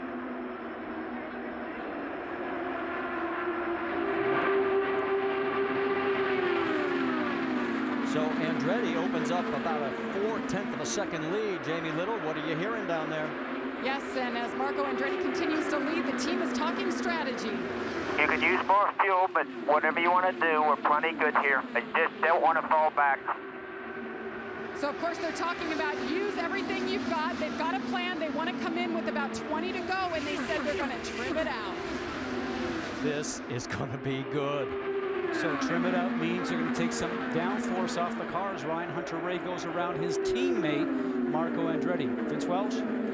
You see the 98 of Alex Tagliani, and he actually brushed the wall, so they're going to make a quick look at that right rear and just make sure everything's okay. Now you see there is a bit of it. Actually, the second time he's brushed the wall today, and they're going to have to take a look at it. You can see that's not a good sign, Marty. Yeah, and he's outside the window. He had pitted just 12 laps ago, so it doesn't look good.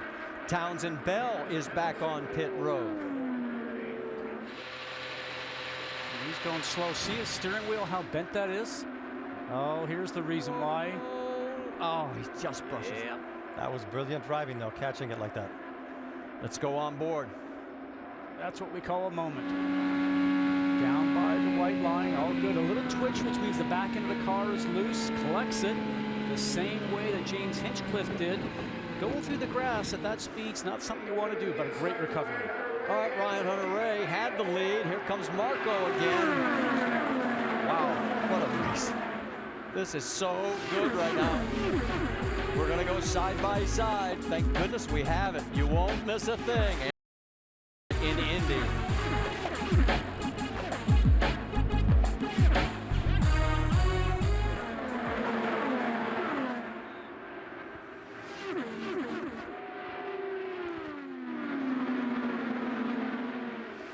Marco Andretti back in the lead. You saw it on side by side. 57 lead changes. And the final lead change, you don't want to leave us, because look at this. In the last 3 years, 8 laps or less. And this one looks like it is going to be a shootout. You saw A.J. Allmendinger. He made his last stop.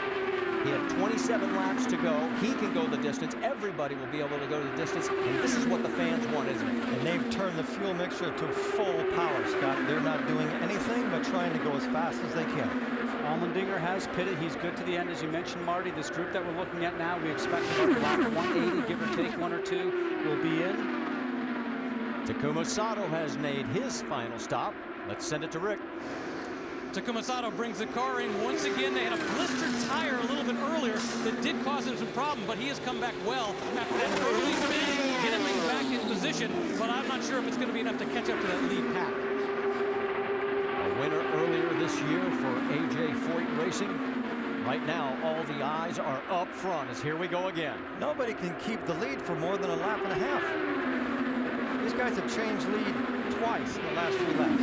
And nothing is safe. I mean, you can do it before the stripe coming out of 4. You can dive into 1. You can do it in 3. We've seen them pass everywhere, Scott. It's been amazing how these new cars changed the way that this game is played since last year. And all the teams have tried to find ways around it, but there's no chance. They're not running away from the race no longer at the Indianapolis 500. 24 laps to go, and 20 cars are still on the lead lap. But I think it's going to be down to 5 cars. It's these 5 cars we see in this group, and I would not count out Munoz. Here comes Kanaan. 5 laps until we'll start seeing pit stops for these guys. He's late on that pass. Wow. Munoz into second. And Andretti third. This rookie has been amazing. But he's smart because he's now starting to move his way up. He wants to be at the head of the queue when it comes down to time for pit lane. Position's going to mean everything coming out of pit lane. And you can't say he's driven like a rookie. He's done everything you could ask of him. He got his pit stops right. Now he feels at the end of the race, and he's up the ante. And Kanaan will have a hard time with him when he gets behind him. And here comes the race leader is peeling off, so Tony Kanaan is going to come down pit road. Jerry. Tony Kanaan is in asked, do you want less downforce? And certainly, if it doesn't cost me any time, I've got to have the best stop of the day. He comes down, it'll be 4 turns. We're going to watch to see if they make a front wing adjustment. TK, the sentimental favorite, trying to win it here at Indy. Jerry, unfortunately, Sebastian Bourdais slams the car into the wall and then slams the cowling with his fist. Now my question is there any debris on the track, Scott? Jamie? And Carpenter is in the box, the pole sitter on the day. Worked on this car to get the balance better. It is great stop, 8.9. And we are still green. So looking at the flag stand, and he does not have a yellow flag in his hand. So we're going to keep racing. The last yellow, we've only had 3 today, was back on lap 61. We have completed 179. Now working lap 180. All right, let's go back and show you what happened to Sebastian Bourdais. Second car.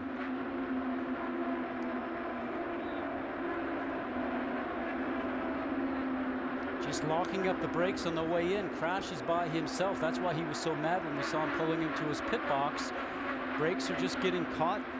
In that situation, you know that these are carbon fiber brakes. Sometimes you have to warm them up going down the backstretch. Marco Andretti is on pit road for his final stop.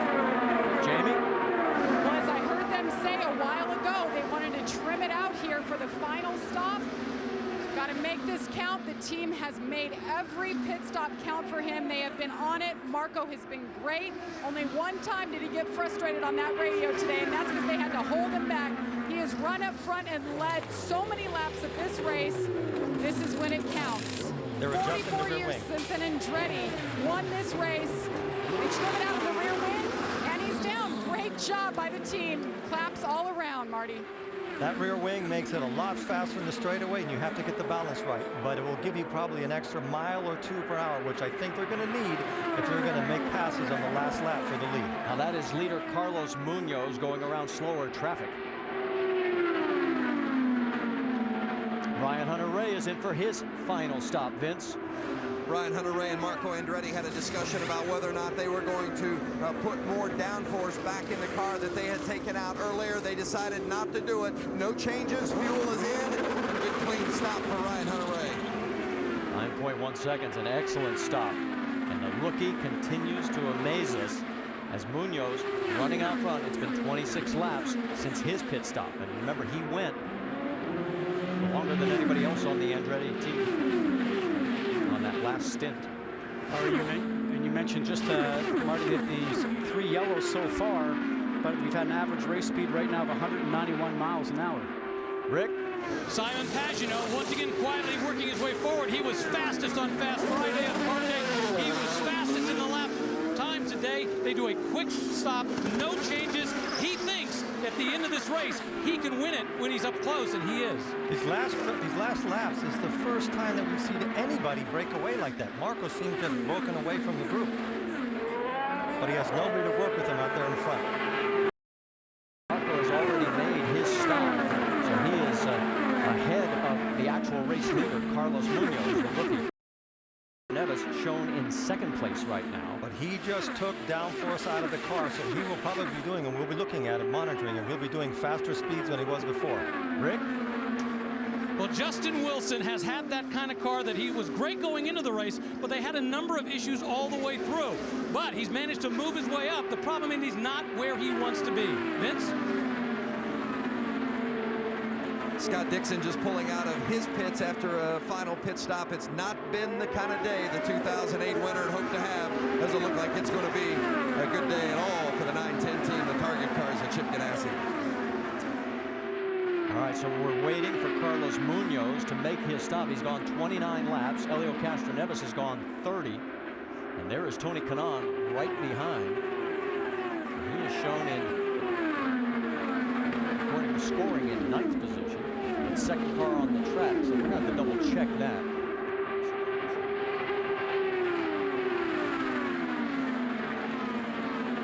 All right, here comes Munoz. You got a clear pit all the way down. You heard him? He's clear all the way, 60 miles an hour. Vince, he's heading your way. Again, reminding him to get some temperature in his brakes. Remember, as we told you before, this is the first race he's ever done live pit stops, and he's been great in getting into the box each time perfectly, not too close to the wall. They said they need one more good one from him. Overshoots his marks just a little bit. Fuel is in, the tires are going, and let's go to Jamie. And Helio Castroneves has been very smooth and consistent today. They will take 1 degree of front wing up. There's the change right there. 4 tires. Meanwhile, Will Power in the 12 car ahead of him. They both say it's time to get racing, boys, and a little bit of contact on the exit of pit road, Marty. Munoz gets out ahead of Helio with Will Power third in that line. And they'll come back out onto the track. It means that James Hinchcliffe has cycled through to take over the race lead. He is due for a pit stop. 63 lead changes now. That's an insane number of lead changes. Let's go back and show you the race off pit road again. Carlos Munoz, the rookie on the right-hand side, does a little evasive maneuver as Helio Castroneves gasses it, tries to come out in front. Another view head on. I mean, as a driver, you leave the pit box here, the back end sliding around, you are just calculating where you can fit in, and Helio did a tremendous job not to take out Munoz. James Hinchcliffe still your race leader, and Dario Franchitti is shown 1.9 seconds back in second, but he also has to pit. And both these guys, it doesn't look like it's going to be either one of their days. We've talked about that. We felt that talking to both Dario and Scott this month, that they just didn't seem like the car was working that well. It wasn't in the track getting grip. It seemed to be on top of the track. Well, they did look good on carburation day on Friday. Here comes Hinchcliffe. Final stop. Now remember, because he's been out there longer, they can make a quicker stop. They'll need less fuel. So when all this filters through, Hunter-Reay will be leading. Vince? Reminding him to hit his mark. So you talk sweet spot, they just haven't found it today. If they're going to have the car to get to the finish, something's got to change. And Hinchcliffe, he says the hardest part's getting to the end and not making any mistakes, but they haven't had the car to do it today. We'll see what they do in the final stint. Fuel probe is in, tires being put on, and Hinchcliffe making his last stop in the 27. 7.5 seconds, an excellent stop, and you saw on the right side it was Tony Kanaan getting around Ryan Hunter-Reay, but here comes Ryan trying to return the favor. Oh, and look behind him. 3 more cars going after him. The track is getting narrower and narrower, and all that politeness we saw in the beginning is going out the window. 12 laps to go here at Indianapolis.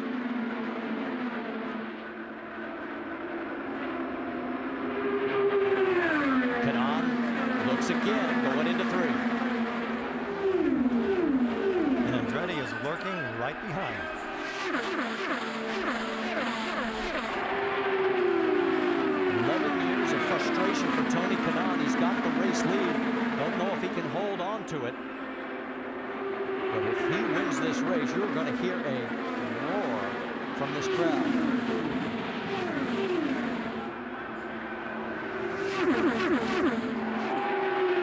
He's in the highest position he's been, 7th. Yeah, but he is getting passed by some cars as we speak. We're keeping our eye on those three. That is first, second, and third. And it's about to change again. And Munoz is right behind. That's Ryan Hunter-Reay in the first car. Second car is Kanaan. Andretti there in the third blue car. And then that fourth car is Carlos Munoz. Jerry? Guys, 9 years ago, Tony Kanaan went to Methodist Hospital on the eve of the Indy 500 and gave a young girl his lucky medallion. She was having brain surgery the next day. Said, you need some good luck. Yesterday, she overnighted that medallion back to Tony Kanaan. Said, now you need good luck. Take that medallion and go out and win the Indy 500. Tony has it with him in the car. Tony's car is running really well. He did maybe 10 feet a lower line than Hunter-Reay. He seems extremely confident. And you can hear the crowd just yelling. The problem is nobody can hold the lead for more than 2 laps. I'm not sure I want to be leading Eddie on the last lap. The thing I've noticed about TK, he can pass easily in either corner right now.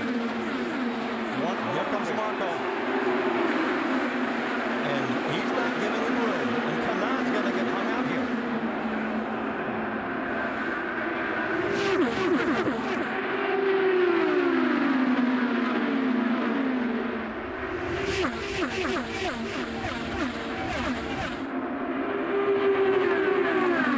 Munoz on the right side of your screen. That yellow car, he goes around on the outside of Marco Andretti. Everybody is starting to position their car in a defensive mode when somebody's trying to pass them. And it's going to get tighter and tighter with every lap that passes. And here goes Kanaan. He's even doing it down the front straightaway. Who's going to lead at the stripe? Hunter-Reay? No, Tony Kanaan, the official leader. And Helio Castroneves is trying the outside and the inside to get around the car in front of him. 8 laps to go. Everybody is on their feet here at Indianapolis. 66 lead changes. Before this is over, we could that we just set last year. With this lap done, it'll be 7 laps to go. But the question is, Eddie, do you want to be leading, coming down for the white flag? It's going to be so tough. Kanaan's going to lose it again. Who's leading at the stripe, though? Tony's wife, Lauren, looking up. Ryan Hunter-Reay, the leader at the stripe that time. Every time they get past turning into 1, they lose about 40 feet, 40 to 50 feet. Now, Kanaan's going to be attacked by Munoz going into 3. I think Munoz has the fastest car right now because he seems to be able to place it where he wants to. Tying it for a rookie, though, is going to be... Whoa! Trouble back in the pack and contact into the wall. And we're going to have a caution as Graham Rahal is tied yellow, turn 2. Now we're going to see how this restart works. Well, if we get that far, remember, Tony has lost a couple of 500s because of the yellows. Dad, I was trying. I lifted. The thing just got mid-corner and snapped huge. I'm sorry. Nothing I could... You heard Graham. I tried to lift. Apologized. Here's what happened. We've seen a lot of that today. And you know, Eddie, when that happens, you're trying to catch steering, and then at over 200 miles an hour, you just become a passenger, which is exactly what happened to Graham Rahal. His 6th Indianapolis 500, the 3rd time he has crashed out. It starts here.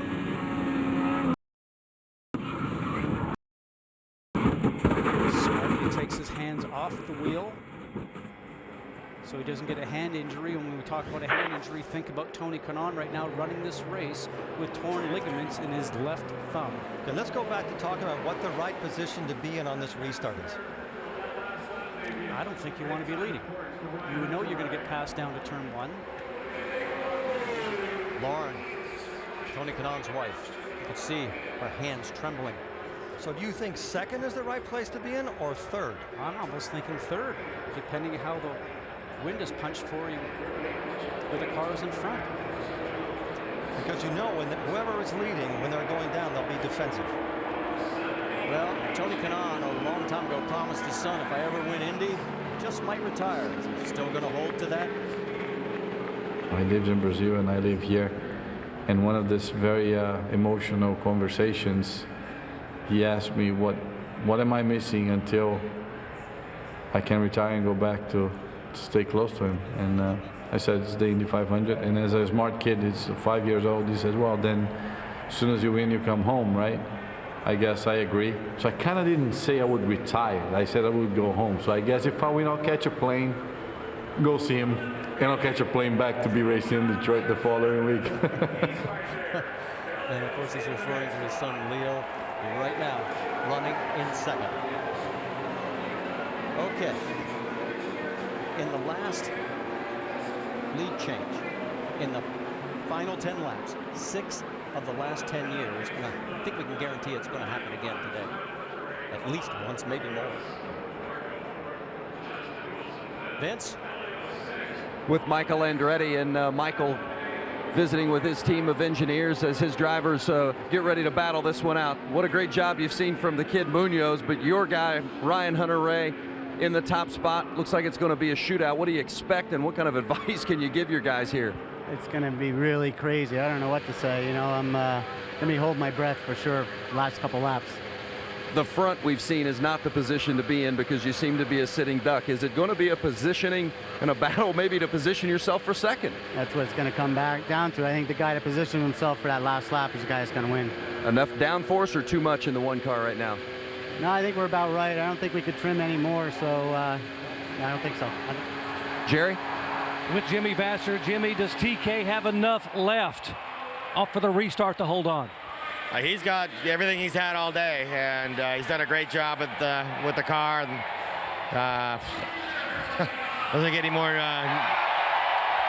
You hear the crowd; they're pulling for him. So we got the best guy for the job. We'll see what we got. Tony Kanaan has got to be the sentimental favorite. Everyone knows how much he has sacrificed to be here now in his 12th try. He has come so close. He may have a shot to finally win it today. Passes for the lead today. Turn 1, 20 on them, 13 on the front stretch. Oh, well, is this going to be good? The top 5, Ryan Hunter-Reay, Tony Kanaan, Carlos Munoz, Andretti, and Justin Wilson. Yes, he's in the top 5. None of them have ever won at Indianapolis. Let's listen to Tony's radio. Well, boys, I'm going to go for it. It's going to be all or nothing. Copy that, big guy.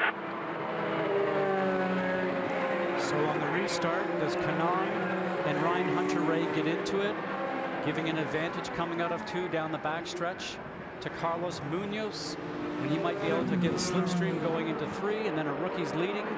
This is going to be great, guys. 2 last lap passes for the win in 96 Indy 500s. Both in the last 7 years. Sam Hornish and Dan Weldon. All right, we are going to set the stage for you, and then we're going to let you just enjoy it, because this is going to be really something.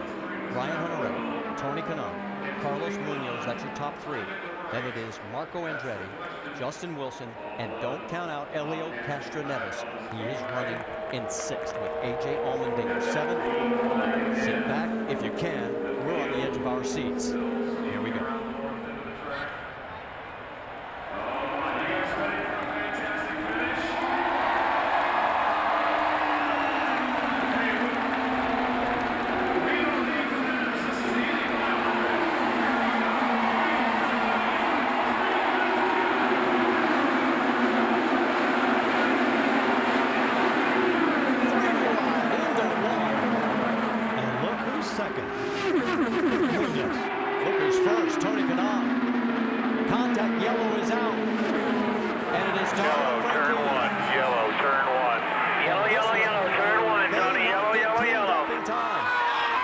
Look at Lauren, she knows it.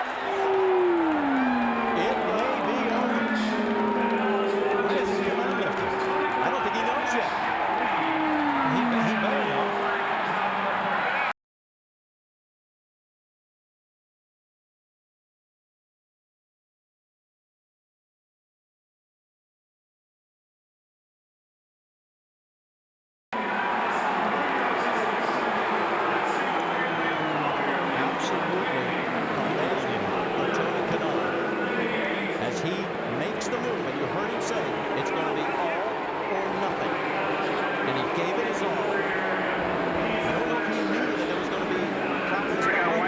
next time by.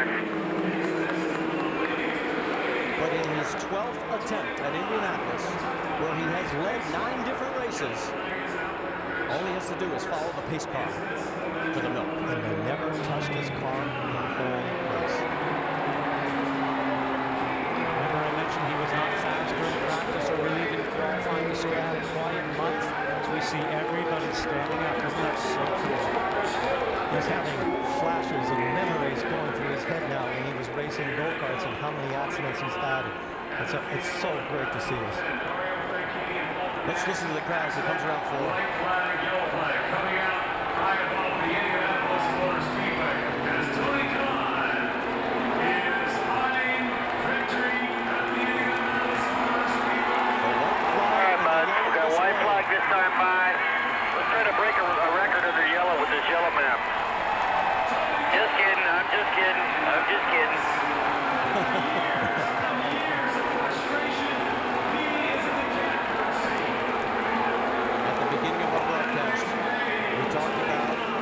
Between Tony Kanaan and Tony said he's got 3, I don't have any. He's about a half a lap away from having his first. Let's go back and show you what happened on the restart. We talked about Ryan Hunter-Reay, the leader, whoever that is a sitting duck. One car goes low, one car goes high. And there was no way he was going to give up that car. Is amazing. The rookie Carlos Munoz is going to finish second in an outstanding performance. Ryan Hunter-Reay will come across the line in third. You think he was drying out his eyes there, Scott? Absolutely. Raising his visor. Probably just trying to get the tears out of his eyes so he can stay on the track, see where he's going. This whole place is Tony, you're the man. Tony, you're the man. Let's cross this finish line first. Yeah, 10-4, buddy, 10-4. Let's cross the finish line first. White Lauren, as he makes the turn out of turn 4. After years of frustration, the satisfaction of knowing his name will go on the board. You know, buddy, maybe there was something to Zanardi medal after all, man. I love you, brother. Great job. You're now a winner of the Indianapolis 500, my friend. Great job, Tony. Thanks, guys. Thank you. Thank you. Thank you. Eric, it's ours, man. It came a long time. Thank you. An absolutely unbelievable race today. As, let's hear from the happy wife. How about it, Joe? Lauren, he did it. He did it. His dream came true. He did. Oh man, Tony is so humbled by this place every time. I know he's going to be so grateful for this day for the rest of his life. These guys, Eric and Matt and Jeff and all these 11 guys have been behind him for this for so long. This is such a huge team victory. Lauren Kanaan said he dreamed about it, he prayed about it, and last night he saw it. It was going to happen. And you heard him on the radio, I'm going to win it or else. And he did it. You could see the agony in the eyes of Michael Andretti. He brought 5 cars here. They finished second, they finished third, they finished fourth. But they missed that all-elusive #1 spot. Yes, they did. They had an almost perfect month. The quest for 4 will have to wait another year for Helio Castroneves, who finishes 6th, and of course for Dario Franchitti, who is unofficially listed as 23rd. Let's Vasser, how about it, Doc? Jimmy, you told me he had what he had all day long, and then on the radio he said it's win or else, and he won it. Your thoughts? Yeah, he's just awesome in those situations. He was great all day. All credit to the team, all the Oxycut, Mauser, all the sponsors. And Alex Zanardi brought us a little luck today. He gave us, I don't know who, if any know, but he gave us this gold medal from London, and he said, rub this all over the car. It's brilliant, it has special powers. And Tony took the medal in his motorhome for an hour, and I can't believe it. Indy 500, awesome. Hey, go to victory lane. I think this guy's going to be crying. There you go, thanks. Jimmy Vasser, guys. He mentioned Alex Zanardi. Of course, Zanardi lost his legs in a crash. There he is in the foreground. That's Max Pappas sitting right alongside of him.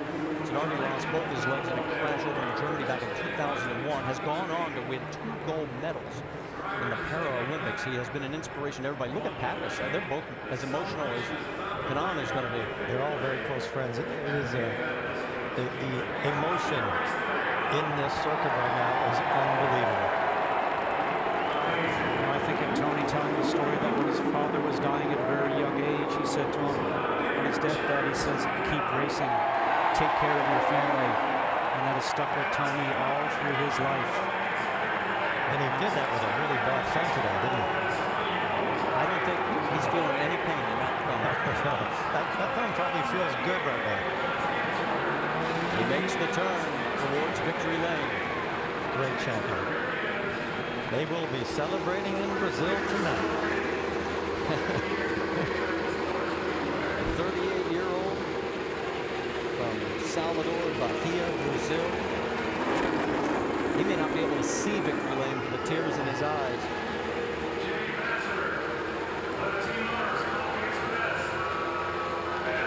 We had a total of 68 lead changes. We doubled the record that was set last year, and he made the last one stick. Yes, he did, and he did it with a Chevy engine. In fact, Chevy takes the top 4 spots. It's Justin Wilson in 5th, the top Honda. Well, he's made it to victory lane. We're going to sit back and let you soak it all in as we are as well. You should see the emotion breaking out right now.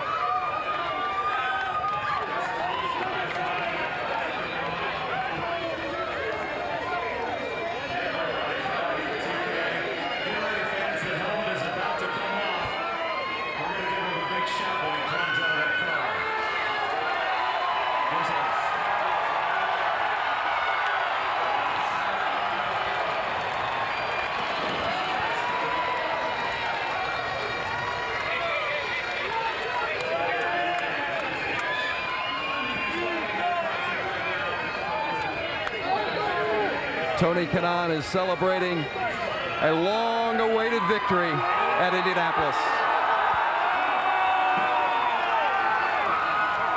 The Borg Warner wreath placed around his neck.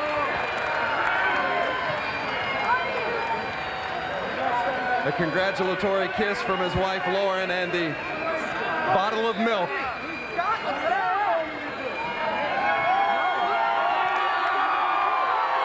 He has waited so long to taste the milk at Indianapolis.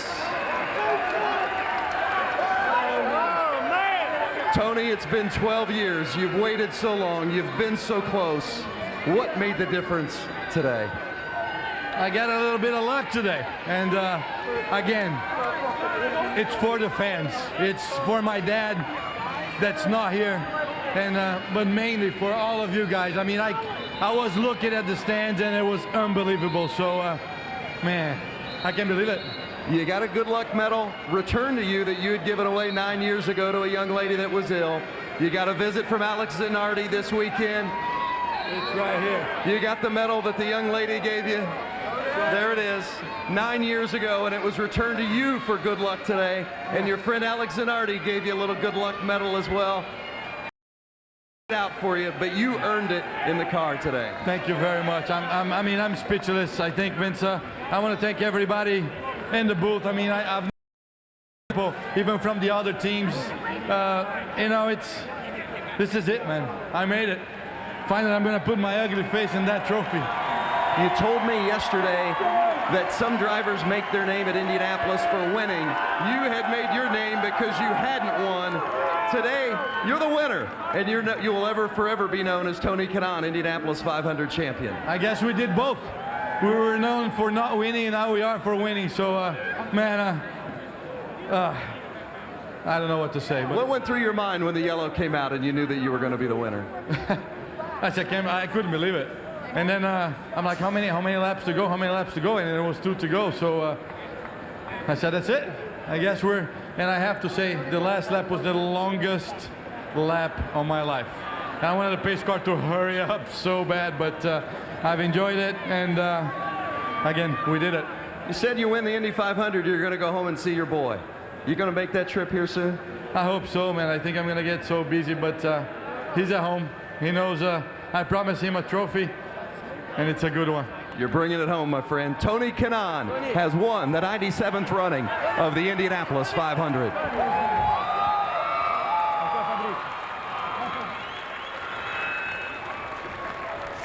Orchids, 33 checkered flags in that wreath. As he will cherish that as much as you cherish yours, Eddie.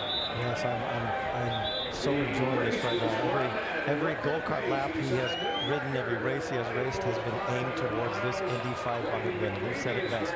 I want it. I'm here. Let's check in with Jamie Little. Carlos Munoz brings it home, second, first ever IndyCar race, let alone the 100. How were you guys so flawless today? Man, I'm feeling a little bit sad right now. I should be happy, but I think I had a shot to win this thing. Man, I think I did a great job. I have nothing to be ashamed of. My team just did a great job in the pit stop. The car was so great from the first lap to the last lap. I was really patient. If they overtake me, they overtake me. I was going by one. My first few pit stop was not so great, but then the last 2 were great. And I have to be good. Let's see what my future prepared now on. Maybe if I will win it. Juan Pablo Montoya, I'm sure watching on 2000 winner here. We saw you get out of your race car and the emotion. What was going through your mind? I was more sad because from didn't have a shot to overtake or to fight for the win, than for the second place. Man, I think Colombia was watching me. I couldn't do anything to win. And it's all respects now. I know how it feels to 500. All respects to Juan Pablo. Man, this race is really difficult, and I have to thank again all my sponsor, Electric, Colombia, my family is here, and all the support. All the Colombians have been here. Great job, Carlos Munoz. So I have a feeling we're going to see him back here quite a few more times, Marty. Age 21. A young rookie, and he's disappointed with second place. All right, we're going to be back with a lot more here at the Indianapolis Motor Speedway. Look at the joy inside the cockpit of our champion for 2013, TK, Tony Kanaan.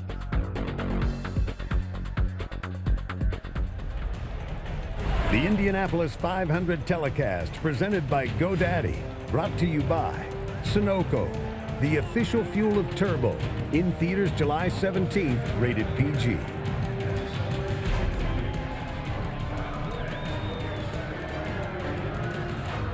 Back here at Indianapolis, where Tony Kanaan, after 12 years of struggle, strife, and disappointment. And here is Dario Franchitti, and you can tell he is okay after tagging the wall. And they share a very warm moment. Let's check in with Vince Welch. Oh, and what a great embrace it was with his dear friend Alex Zanardi as well. And we told the story about how you gave Tony the gold medal, and it was for luck. Told him, rub it on the car. I guess he rubbed it a little bit on that car and a little bit on his hands and everything else. What was it like for you to be here to see Tony, your dear friend, win the Indianapolis 500? I tell you, I'm starting to think that it really works. I'm gonna make it profitable. I'm gonna put it up for sale. But no, besides kidding, I mean, it's fantastic. It's a dream come true to see Tony win, but more than everything, to see him win with Jimmy Vasser as a teammate, my dear friend Jimmy. And I was watching the race, the entire race with Max here, and we kept, you know, hitting each other, and we couldn't believe that it was going to happen. I'm so happy, so happy. Max Pappas with Alex Zanardi. Tears of joy for their dear friend, Tony Kanaan.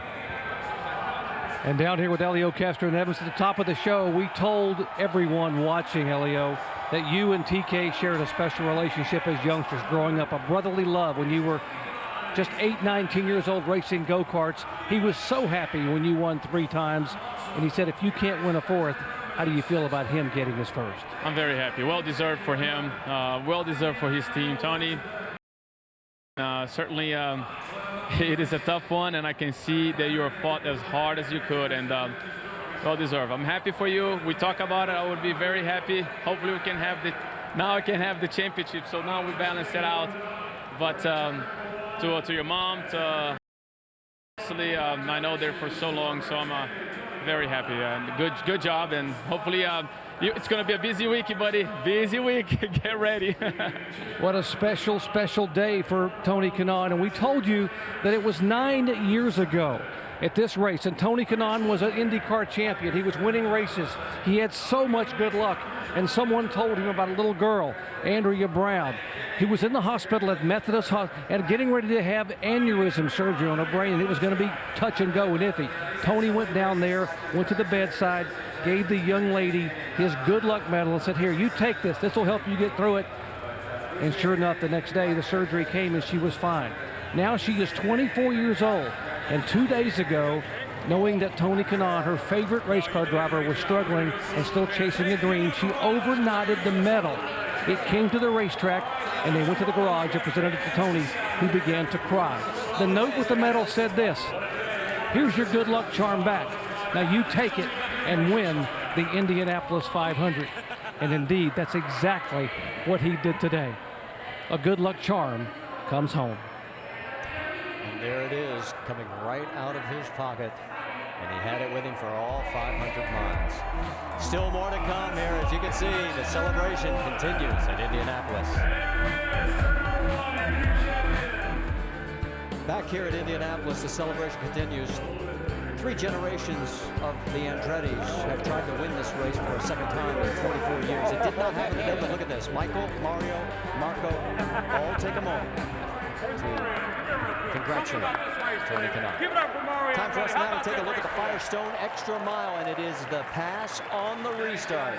He certainly didn't want to be the leader here coming down for any restart, especially the last restart. Tony Kanaan on the right-hand side of your screen. Excellent timed move. Carlos Munoz also makes an opportunity to pass Ryan Hunter-Reay. Excellent.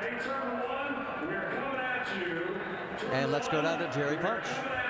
With Marco Andretti. Marco was just watching that final restart. What a race, and take us through those final couple laps from your seat. Yeah, I mean, it was kind of unfortunate. We got shuffled back right as we trimmed, which, you know, from that standpoint is a little frustrating. Also frustrated because 4th is about as far back as we were all day. So, but having said that, I think TK, if there's anybody that deserves to win, it's him. So congratulations.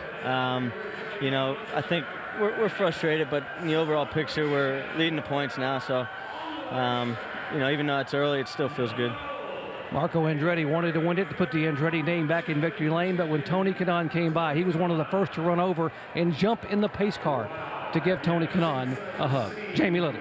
Mario Andretti, of course, the grandfather of Marco. The emotions here, it's been 44 years since your win here. We thought maybe that streak would end. What were the emotions as he led? And then, of course, he ended up 4th. Well, riveting from the beginning to end, obviously, and coming down to the end and know that you're in the play, you know, and then there's things that are out of your control. So, but, you know, it was just a phenomenal race. The team just was up there fighting all day, and, you know, if it would have gone, who knows, to the checker, you would have seen, who knows, maybe a different result, but seemed like, you know, it's a popular win for Tony Kanaan. He was strong there all day, so congratulations to him. And, you know, Marco has a lot of years ahead of him, God willing, so we have a lot of fight in us.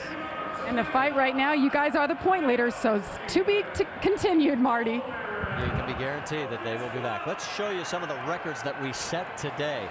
Most leaders, 14. Lead changes, we doubled last year, and the average speed, 187.4. We only had 5 cautions.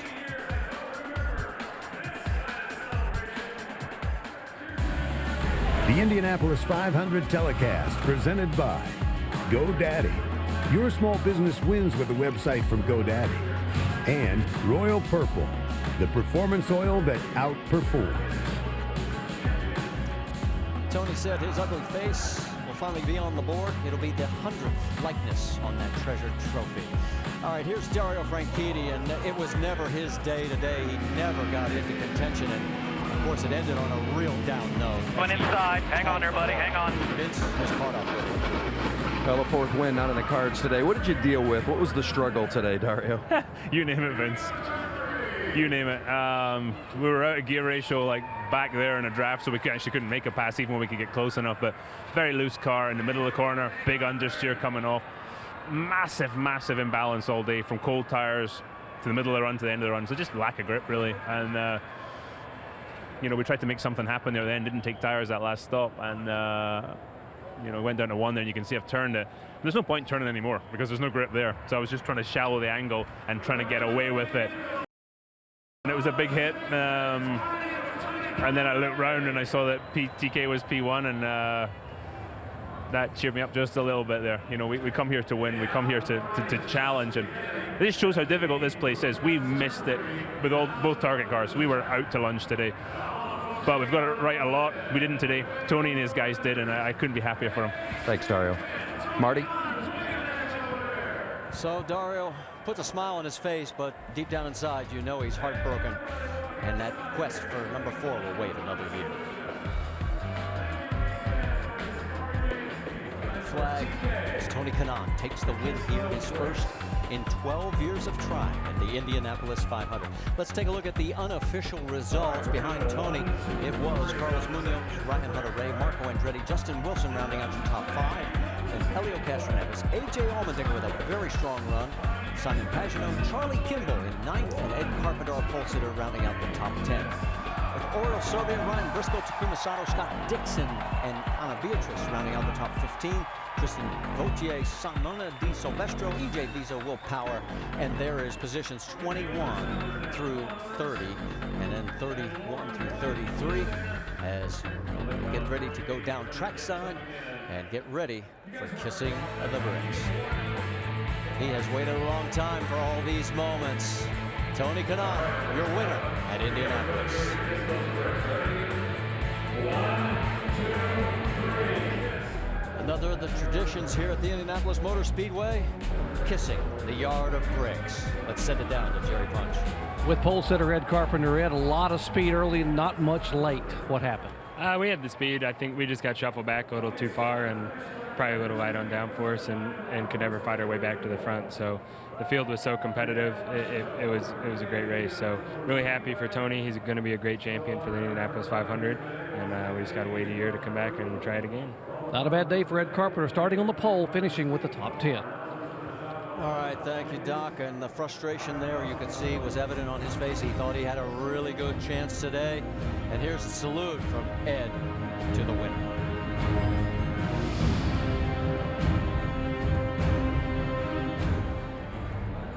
The emotions are incredible, and only Tony Kanaan can explain right now exactly what he is feeling, and it won't end for quite a while.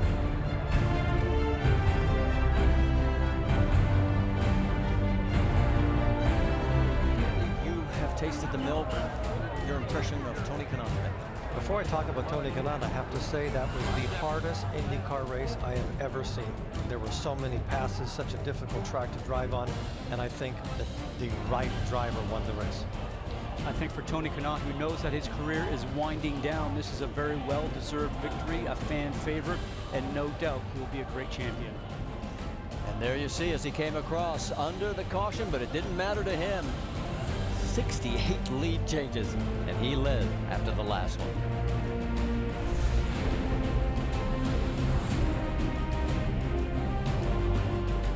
Back in Indianapolis on that last restart, Ryan Hunter-Reay got past, but he thought he was in the perfect place. He thought he would be able to win the race in the last couple laps, be able to make another pass. Unfortunately, with that yellow, he wasn't able to pull it off.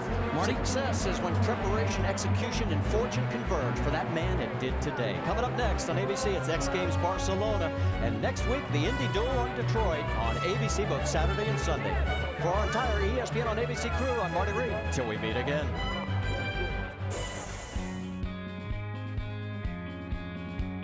It is said that she picks the winner.